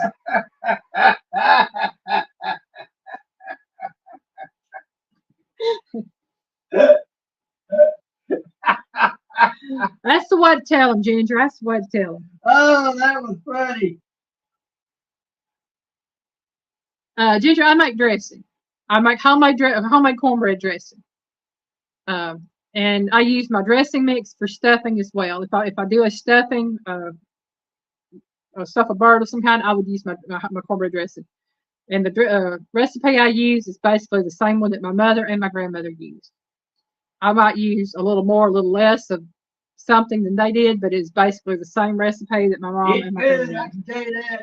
Yeah, I'm not big on using that stuffing mix that you buy in the store, the Pepperidge Farm stuffing mix. Now, my aunt used it. I have nothing against anybody using it. It can be, if somebody knows what they're doing with it, they can make a really good dressing or stuffing. But dressing cornbread style, only way to go. That's how I was raised, is on cornbread dressing. You bake your cornbread, you break it up, you add your sage, your poultry seasoning. I don't use salt. I use celery salt in it instead of regular salt. She wants to know if that's on your Thanksgiving playlist. Yes, it is. It's the exact same dressing recipe I use for a large pan, but I used it to make the muffins that year, and I've even got a small pan of it. But it's the exact same recipe I use all the time. Like I said, it's basic, simple cornbread, poultry seasoning, sage. I use celery salt. I use sauteed onions and celery. And I'm pretty sure it's that exact same recipe. I was trying to do it with a little twist that year. And Ginger, if you don't like giblet gravy, check out what she's got and try it. You never know. Yeah. You might change your mind. Well, what I started saying, if you don't like giblets, the lady I was telling you about, Mama Hazel, she taught me how to make the gravy, but she didn't like the giblets. So she would take the wings, the turkey wings, and she would take the meat off of the wings and chop it up and put it in her giblet gravy. And that's why I said, it's a meat gravy. And it's simple enough to make. It was really good. And if you like cranberry sauce, or if you want a twist on cranberry sauce, like I said, the cranberry gelatin salad that's in there, it can be used in place of cranberry sauce. It's really good. Piggy liked it. So, yeah, I know people that use stale bread. They use biscuits. They use cornbread and things like that. I'm a purist when it comes to it, in that I prefer cornbread.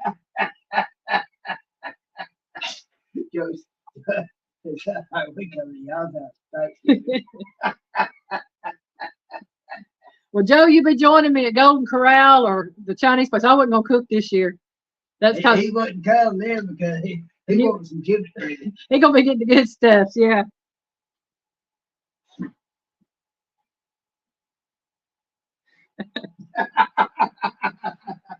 Oh my. But yeah, yeah. There's a specific playlist just for the Thanksgiving dinner that I did that year. Realistic fishing. Welcome in. Giblets are the liver, gizzard, heart, and neck of a chicken, turkey, duck, goose, whatever. And they are usually boiled down in water until they're done, and it makes a broth. Essentially, they're the innards. They're the innards. It's called the offal, the organs, whatever you want to call it. But that's what the giblets are. And like I said, I was raised on it. My mom loved the hearts and the gizzards. I love the livers. Piggy loves the livers. Well, Joe, you send me y'all's address and let me know what time to be there, and I'll let me know what to bring, and we'll come. Yeah, just tell me what you want me to bring, and I'll bring it. I'll bet you don't get the ingredients and say, help us out here. You just tell me what to bring. Like I said, I'll bring my sweet potato casserole, or I'll bring giblet gravy, or I'll bring a dessert, bring some other sides. I'll bring whatever. I don't never go empty-handed if I'm going to eat. Folks, I tell y'all what. I knew a guy once, we talking about women, the troubles we had. And he keep asking me, he says, when I was telling him about mine, he keep telling me, he said, yeah, can she cook? Well, now I can tell that man, oh yeah, she can cook. Well, I don't know realistically. Like I said, I mean, it depends on whether or not you like livers. I like fried chicken livers. I like boiled chicken livers. Onions. Joe said, bring a blessing. Well, I'd do that too. But like I said, just send me your address. And if I got one of you on Facebook, just send it messenger. If not, pop me an email on my email here. I think Ginger says she don't do Facebook. Okay. Am I right on that, Ginger? You don't do Facebook? What is it, Ellen? You go to Ginger Joe's. That's fine. I'll cook gravy. I don't mind cooking gravy.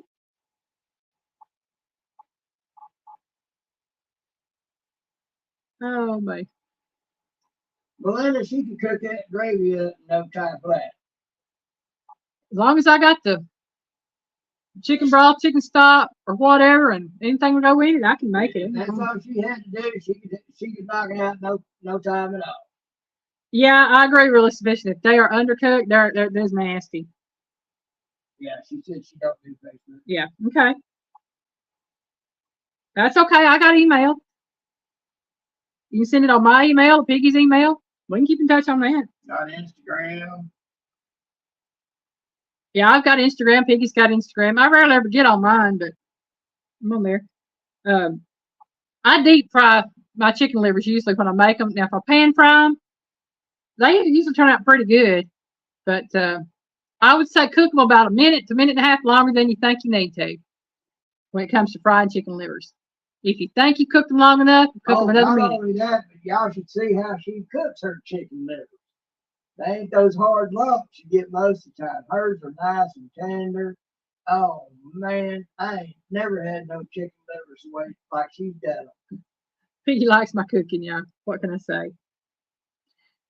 Well, y'all, it looks like it's going on 9:10. I'm usually out of here by 9, a little bit before. But I'm going to go ahead and call it a night. Thank you all for coming in.